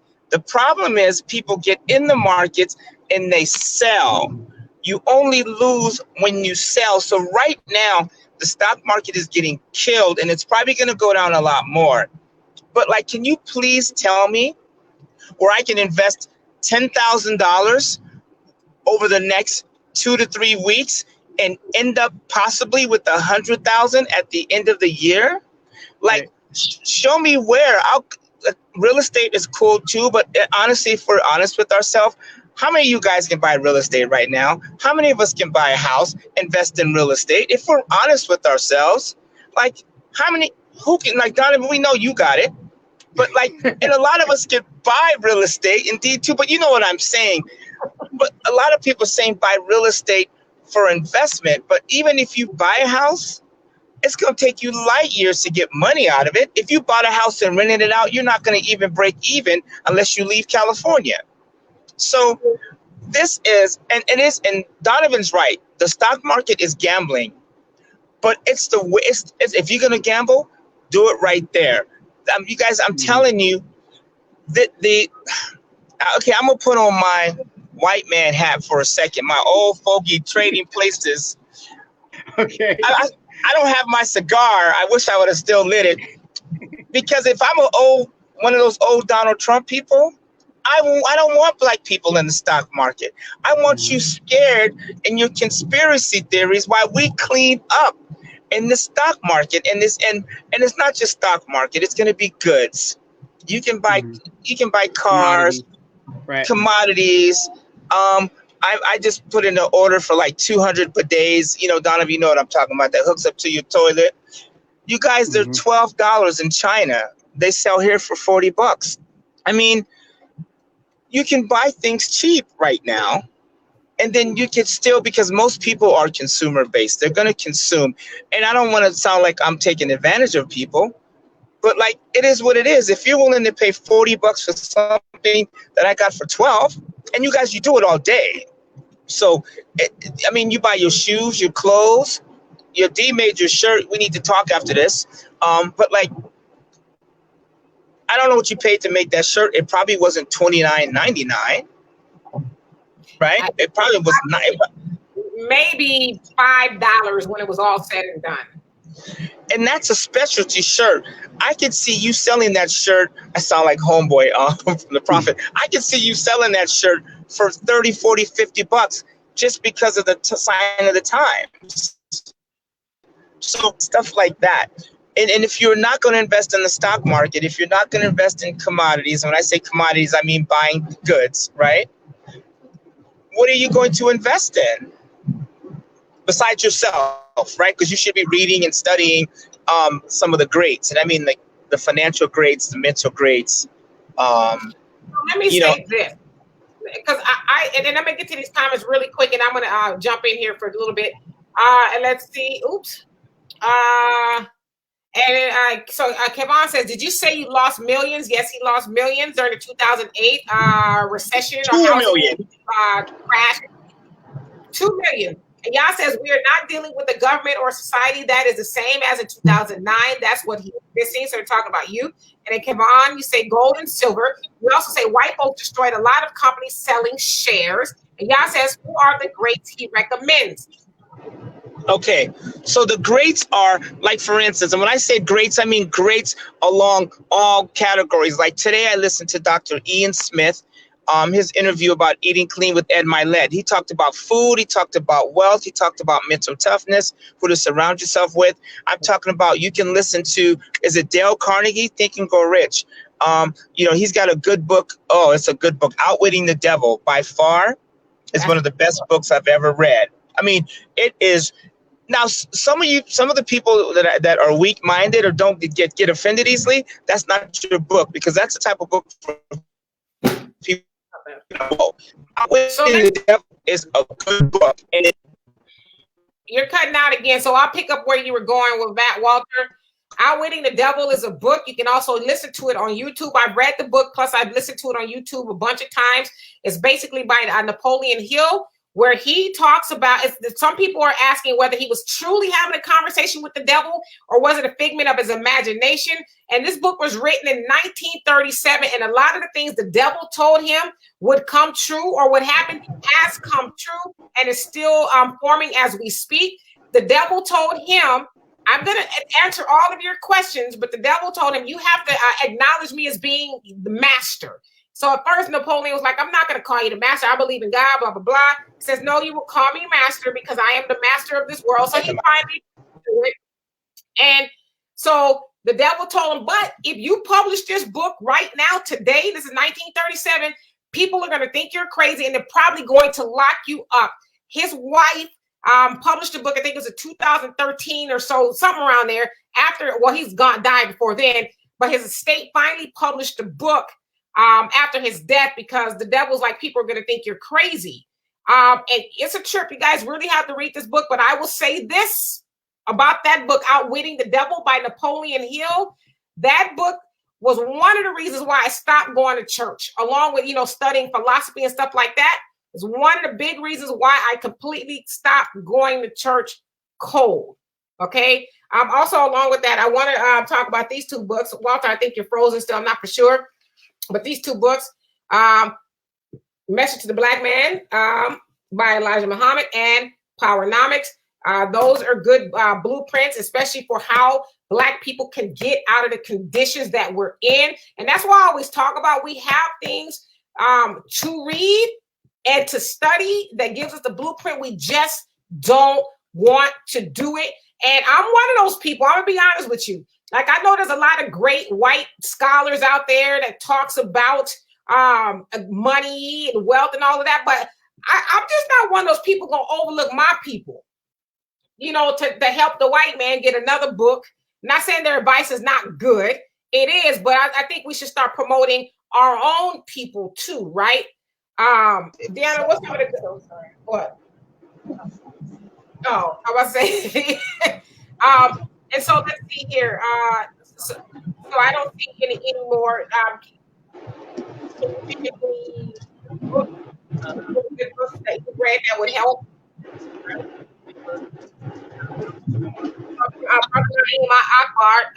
My dad gave my daughter some books talking about the community of self. That's a great book. The other one is I think it's about mental slavery or something like that.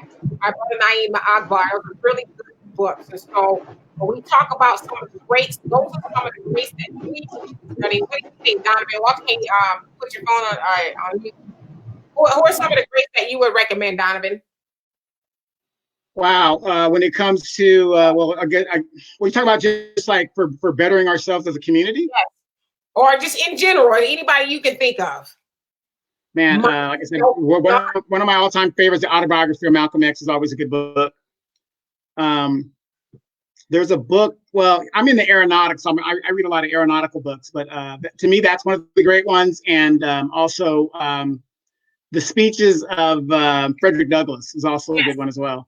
Yes, and I'm glad you brought up the autobiography of Malcolm X. Now, I know a lot of people take issue with the book because it's written by, I guess, co-author, if you will, by Alex Haley, who a lot of people were saying he was, FBI agent. And He plagiarized the book Roots, which he was actually sued for, that some white man wrote it somewhere, whatever the case is. But let's say you didn't read the autobiography of Malcolm X. Malcolm X continuously gave us the blueprint of how to get ahead as Black people. And so nothing is new under the sun. All of the information, and Marcus Garvey, the OG of all of it, gave us the blueprint of how to, he says, up you mighty race, accomplish what you will. So we need to do those things as he called us to do. Nothing's changed. Nothing's changed. Yeah, some people have a different way of delivering it, but the message is still the same. We need to, practice group economics, and that's by, spending and shopping with our own, building our own businesses, creating our own schools, our media, controlling and owning the police department, the course in politics, and that comes from Powernomics. Dr. Claude Anderson talks about that. I've been talking about this for years, decades. So it's not an issue of that. And I say this to a lot, not that we don't have a blueprint or a Black agenda. We just don't recognize it when we see it. We have a Black agenda here. Message to the Black Man in America by Elijah Muhammad. 1963, this book came out. What do we really want? Is it more or less like the white man's ice is colder than ours? So I would take advice from him, but I'm not going to take advice from these. Eat to live. They're up there. We're talking about health and diet. Now, some of the stuff is a little bit outdated as far as how to eat to live by Elijah Muhammad, but that's the blueprint of how to eat and be healthy too. So it's like, what advice are we going to take? You know what I'm saying? Like, what are we going to do? Let me get to these comments, and then Walter, I want you to jump back in here. Somebody says you have a Dollar Tree phone. And let's see. You're welcome. And Superfine says, personally, what? No, go ahead. Oh, he said, personally, it doesn't matter where you go in life, be it traveling to live in a different country, because different countries has different problems. There are going to be a problem with people want to make more money and take it advice, but true happiness is not from having loads of money. It's being rich in love by spending time with the family. And then Yah says, he says wrong page. Okay.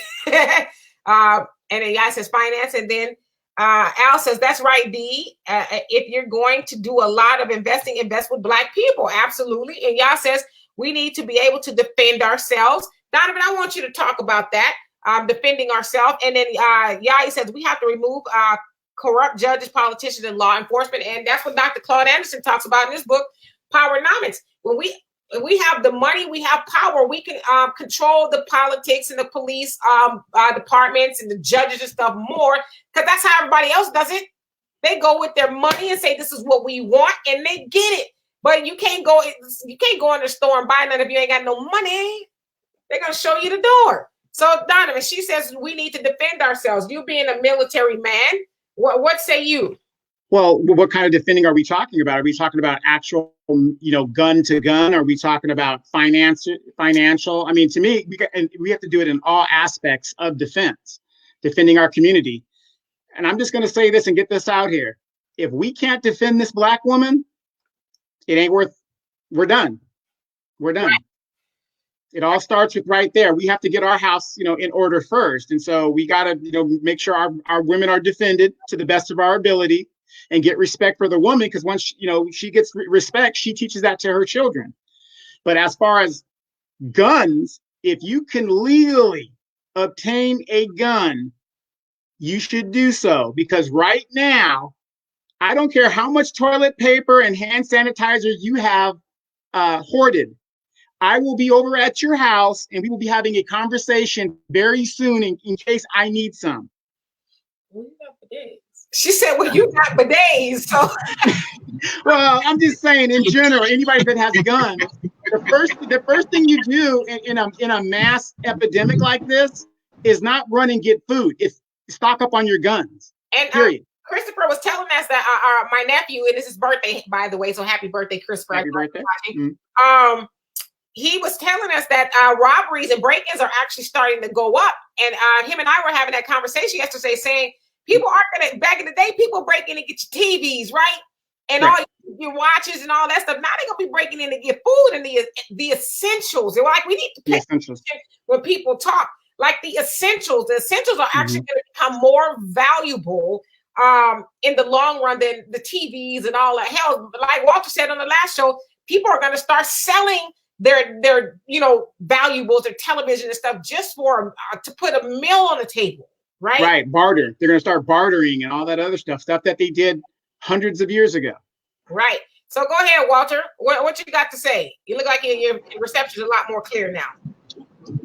Oh yeah, it's sea level. So yeah, I heard a lot, and I have a tendency to offend people easily, and I try not to do that in my older age.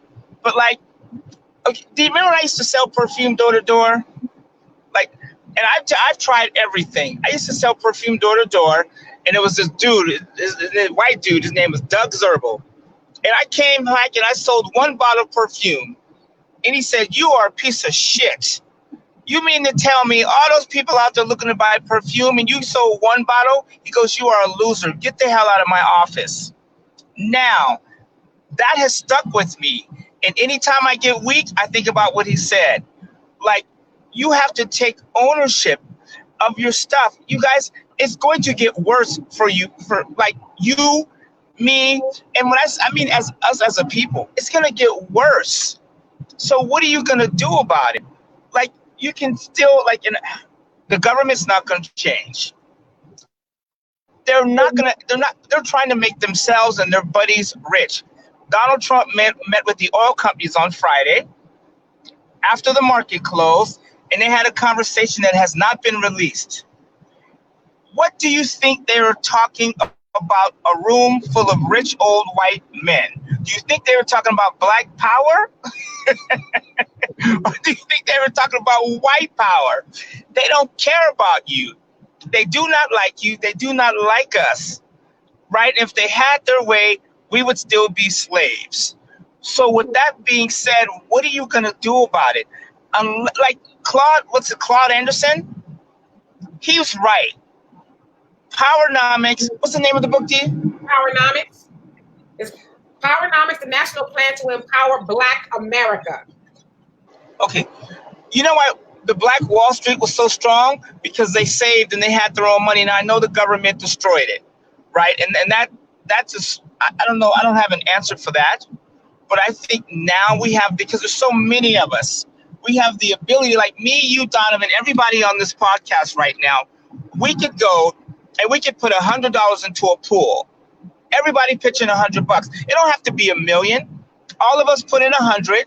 We set up an account and all of us manage it. Here's what I mean is every week and we contribute to it and we come up with ideas, right? Like all the breweries.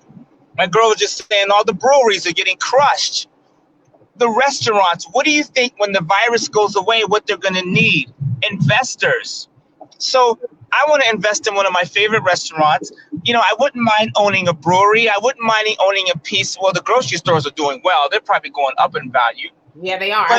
But there's businesses, you guys, that are going to be, that they didn't have money saved either. And a lot of these guys and the big companies too, the bailout kings, they were exposed. So, and the American Airlines, just like, you know, Papa Joe's barbecue shop, they need money and they're asking us for it so we can pitch in. You guys, I've never been more excited about the world right now. I'm not saying that I like people dying. That sucks. But you know what's not happening is there are less people killed from DUI. Okay, if the coronavirus is about death, right? Rich Thali, the guy company that I used to work with, he said most people are so negative, they're missing the big picture. He goes, less people are on the road, so there's less DUIs. There's less car accidents. There's less people getting hurt. And I mean, the fact that people aren't out, I mean, there's a lot of good. I'm not saying that there's really good from it, but I'm saying, you guys, there are people that are alive today that would have been driving and got killed in the car. So we need to start looking at some of the positives too. And this is, in my life, the best financial time I could think of. I am more excited. I wake up every day before the stock market opens just to watch the news, just to see. I go on Facebook to see who's in trouble, who needs money, who wants to partner. You guys, and this is the best time. So I'm not saying I like calamity, but like I'm never been more excited about financial times than I am right now. It's just, I know I'm going to be rich again, and I know my wealth every day is growing because one, I'm not spending money at In-N-Out Burger and on shoes. I'm saving it for my real estate and my investments. And like I said, we should all pitch in money. Like, why don't you do that? D, why don't you hook up something, Donovan? You're the mastermind. Where we could pitch in and we could start something, or we could buy one of these restaurants when the virus disappears. We could become owner of that restaurant. You know, how about that? Right now, I mean, yeah, because what do you say? I was you was reading somebody's comment? I was commenting. Oh, okay, so let me go here. And so, but I do like that idea, Walter. And let's see. Okay, and so Yah says, I agree. And then Kevon says, lines are crazy to buy guns. Yes, they are. And Yah says, that's what I'm saying. If we build our own, we need to be able to defend what we build. And Al says, someone broke into my stepdad's raggedy house, but they were just practicing, silly. And Kevon says, gas is $1.89 in Philly. And Yah says, that's the answer I'm looking for when we build. How do we defend ourselves? And you also say, I'm with him. I just want to know, how do we deal with the lawmakers, the judicial system, and law enforcement? Anything we do, they're going to try to destroy. We definitely need to do it. We just have to figure out what to do to keep what we build. And Al says, everything is going up in the stores. I paid $5 for some Evian water, and notice spelled backwards reads naive. Silly. Superfine says, I best get rid of our spring onions, chili plants on the balcony and stop advertising. You ain't lying, because people see a couple of weeks ago, to you, that was just, onions and, chili plants, but to somebody else, shit, that's a meal, and Donovan is the same thing. He has a copious amount of stuff growing. I can tell all his business, but he could be a target. I was ready. No. Like I said, here's how you do it. You leave that peach tree in the front, give the zombies what they want in the front, and you just pick them off as they keep coming to the property. You can have all you want off that tree. So, Deanna, let me ask you this since you're sitting here. There's a balance going on, true or false? A balance with the coronavirus, a balancing out of the planet, the way things are going, just in every way, shape, or form. I mean, I guess you could say that. So you agree that there's a balance? How about you, Donovan? You think there's a balance going on? Yes, absolutely. Everything eventually reaches it's like America's standing in the world. After World War II, we haven't won anything since. We can't win wars now.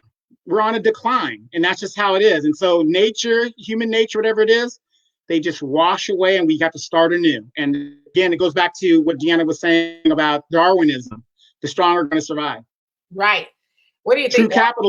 True capitalism. The strong is supposed to survive. We don't keep bailing these companies out that make stupid decisions. Strong survive. Right. Walter? We can't hear you. Yeah, I had to unmute my mic. Ask that question one more time. You think there's a balance going on? Things are finally starting to, not saying the playing field is even, but I'm saying balancing out. In regards to, let's say, like the gas, for instance, Kevon was talking about the gas. Now in Philly, which I'm imagining is relatively low historically. We know in California, gas was $5 on average, for a long time. And we're under $2 now. I mean, not $2, $3 now. So I got gas this morning at super unleaded premium for $2.99. I had to look back at the gas pump and go, wait a minute, is that right? Did I put regular unleaded in my car? And it's gonna go lower, at least for right now.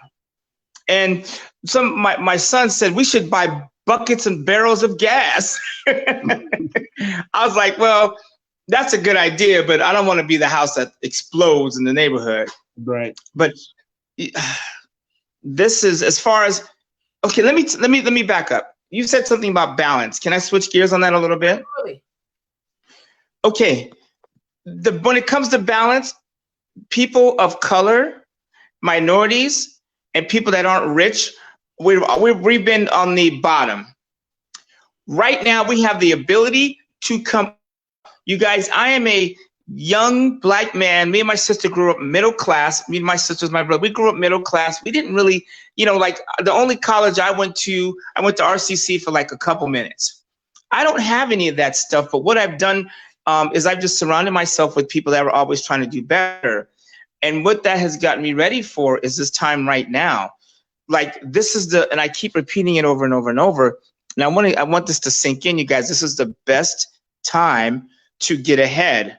So you can switch the balance because Wall Street is bleeding. They're on their knees. You guys, we can own a piece of them. Like you can own American Movie Company for $3. MGM, tomorrow they'll probably go down again. It might be $8 tomorrow. I don't know. But like you can own Caesar's Palace. When? Do you hear what I'm saying? Like if any of you guys have ever been to a casino, most of the time you lose. Right. Right now, you can buy stock options on MGM for $1 that you can hold for a whole year. Like for $100, you get control of 100 shares of one of the largest entertainment companies in the world. That is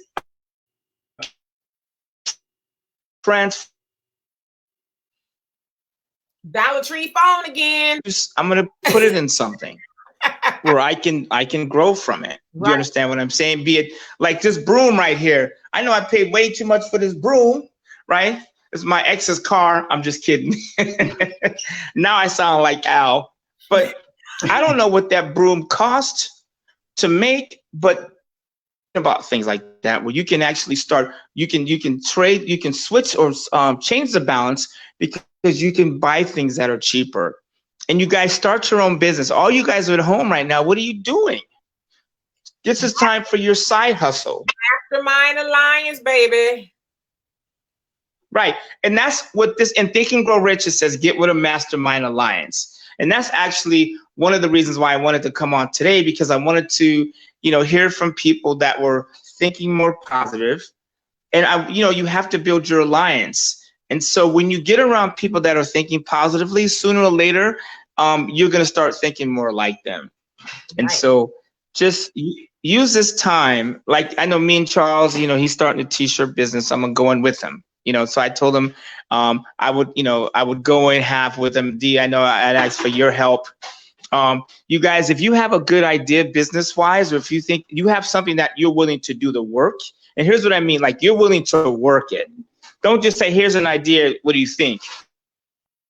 If you have an idea and you're ready to work like hell at it, hit me up because I'm looking for investment opportunities.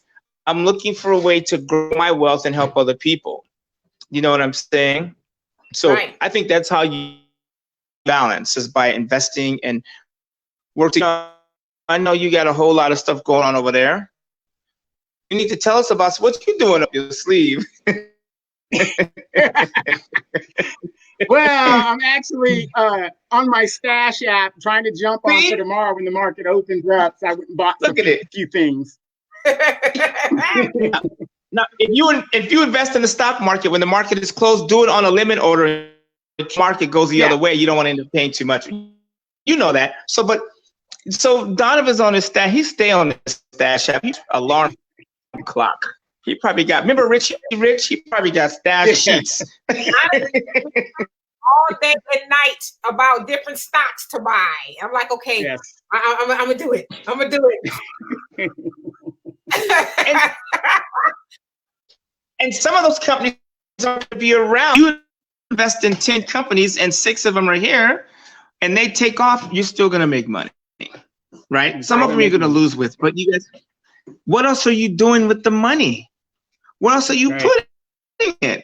You can't buy anything else right now. You can't buy, I bought it, come back. I went there, they were gone.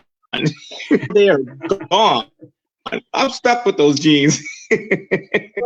So you can't. So I just don't have And so Kevin says, has China conquered the Rona? They said it's supposedly coming back. I guess some cases are coming back. What about Italy? No, Italy is still getting their butt kicked. Al says people are wanting that stimulus check like Forrest Gump wanted a seat on that dirty ass bus. You know what? And Kevin says when they slow oil production, the prices will stabilize. I hope we don't go back up here because that was terrible. I mean, he also say MGM for $1. Now you're talking. And then Al says, please listen to Walter and Donovan as they recite the famous line from the movie Baby Boy. Everybody's moving around making money. Are you, while your ass is standing still, being broke? And then Mason says, what jobs are you offering, Walter? And then Superfine says, never am I going to use stocks. Okay. I'm not offering a job here. So let me be clear. I haven't had a job most of my life. I'm not interested in that. What I'm interested in is opportunity. So here's what I'm saying. Let's say like Charles hit me up, was like, hey, I have my clothing line. I want to get started. So I said, okay, go to GoDaddy, buy the name. So he bought the name. He texted me like I own the name. I said, great. I got some models in Las Vegas. You know, I got a guy that's making t-shirts, hats. So I found all those dudes. And I said, okay, let's pull the trigger. Like that. And so then he sent me some ideas of what do you think about this jacket? Or what do you think about a 5G jacket to kill the radiation, which I never thought of. And so my thing to him was it thing? Can we rock it? Because I believe that 5G is going to do some damage to us, to our health. And you just hear too much about it. Right. And I'm not going to jump on the bandwagon of conspiracy 5G, but I think there's some dangers in that. So, you know what I'm saying? Maybe his 5G jacket might be a hit, but I would be willing to take the risk in that. And you know, and we pitch in some money to that idea, you know, and we can help get it off the ground. I know, D, you have a consulting service. I'm still waiting to hear, but like, those are things that I'm looking for. I said, you know all about it. You see how I get brand new Donovan? Let me see. So we need an idea. You need a name, because I'm always like, you need to just own it. Put the name out there. So people, you know what would really be good for Black people is we have the best ideas in the world. We created the refrigerator, microwave, the stoplight. We have created from the pyramids to the aqueducts. The Italians, the only reason they have clean aqueducts for them. So why wouldn't we create a think tank where we could then get paid for ideas? You said that because that's one of the things that we actually, and one other person we're talking about starting a think tank. We kind of low-key came up with a name and everything like that because we are very intelligent, if you will. And can come up with some great ideas. And so let's see here. And Kevin says, don't buy stock, stack your cash, and wait for the clearance, real estate, and cars. I'm sorry, what did he say? I didn't hear that part. Okay, I got one thing to say to that, Kevin. If we stock, and this is my question, if we stock our cash money, that has no value. It's not backed by anything. We pay interest on paper. And then the United States government, or they just say, we're doing away with that. What do we got? Yeah. Zero. Yeah. You guys, you think people are saying, oh, the stock market is going to go down some more. Yeah, it probably is. But who gives a damn? It's called Donovan. You buy, one day the price is going to be $10 on MGM. Next day it's going to be $6. Then it's going to be $5. Then it's going to be $14. What you price. You guys, and can I say something else that's probably pretty wacko? Is I don't care if you invest and it never moves and you invested for the next 10 years, right? And none of your investments ever made a penny. Do you know what you would have?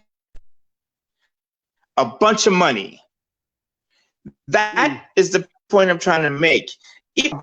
Growth, you guys, even if you stack them, I mean, buy something. Like to say don't buy stocks, I'm an old stockbroker, and I know I built my wealth using the stock market, and I'm doing it again now. So, and honestly, I don't know what else is out there that you can do, and you could come in with $200 and get started in the party. Like, what business can you start for $200? Please help me out. Right. And so we're going to close this here. I'm going to get to these last comments. And Al says, save your money like Walter says, so your mind and financial future will be like concrete, thoroughly mixed and permanently set. And then I like that. Y'all said, Donovan, you are speaking my language. And Kevon, you say, buy a $300,000 house for $125,000. Who's in? And show me where it's at. Do it, especially in times like this. That's it. This is where you're supposed to buy your house when the market dies and get it for little or nothing. Because here in California, we got a bunch of people here that did not learn from 2008. They are not going to be able to hold on to those homes, especially when they start, getting into those programs that's supposed to help them out. Right. I'm going to be like the werewolf of London running around here. You'll be on the prowl. Exactly. Yeah. Yeah, and if you have something like that, hit 300 for 100. You guys, I'm being serious. If you have an opportunity, like seriously, 125 that's worth 300, I will go look at it tomorrow. I fly out there because I hear a lot of people say, "Oh, you can buy houses cheap." Mm-hmm. Okay, show me where it's at, unless I'm have that call me. I'll go buy it with you. Right. All right. He says 5 months, mark my words. And so anyway, that is the last comment. We can be on here forever. Donovan's thinking about that nice green sandwich, a salad he's going to eat, right? No, I'm taking notes. Taking notes. Okay. And Walter, it looks like you finally made it home. He's going to make you something healthy to eat, and we're going to get something to eat as well. And so, as always, I thank you, Deanna, for being here.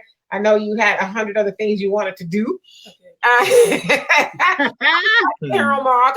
Can't go nowhere. You guys have missed it. This is my daughter, and not just because she's my daughter. You know, Walter and Donovan, she's really highly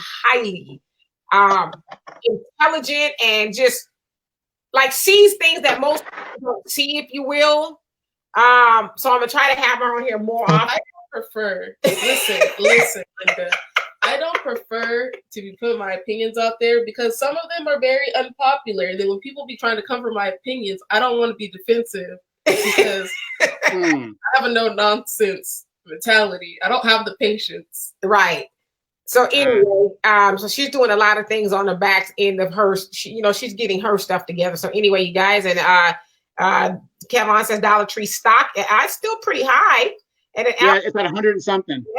Yeah. I guess people need to go to the Dollar Tree now, right? And Al says, people don't have no money. That's where they're gonna go.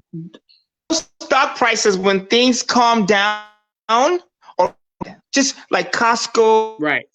Zoom. A lot of these stocks, those are fear stocks. When everything comes down, a lot of stocks are going to historically come down in value because everyone's buying that stock. So just something to keep in mind. All right. And then Al says, remember, blood is thicker than water, but as Walter says, money is thicker than blood. All right. So anyway, you guys. Well, that's not what I said, but sometimes I feel that way, but. All right. So thank you, Donovan. As always, we'll be back here one day. Me and Donovan will be back here one day during the week. And we always say, you guys want to come on, let us know. We'll send you the link. Yep. And thank you, Deanna, for being on here. Walter, as always, thank you for your wisdom and your knowledge, financial wisdom and knowledge. And to Marcus, thank you so much for everything you do. And Macy, you as well. I know you guys work as a team. And then let's see, Superfine says, let's not be a wealthy fool. I like that. And so anyway, it is always our pleasure to do this. Again, please, as Black people, because we're speaking, that's our audience, please eat healthy. Figure out ways to do that so you can be here, because having a lot of money and having a terrible health is why, So let's do our best to do that. Of course, let's try to there stay. You go, Donovan. There you go. Spinach. Let's so we can get this rolling down and we can all get it back to our lives because the cabin fever ain't no joke. So anyways, we'll talk to you guys during the week. Again, if you have any questions, comments, or concerns, please let us know and we will tackle them. And thank you guys so much. Facebook audience, we will see you guys. Peace. Mañana.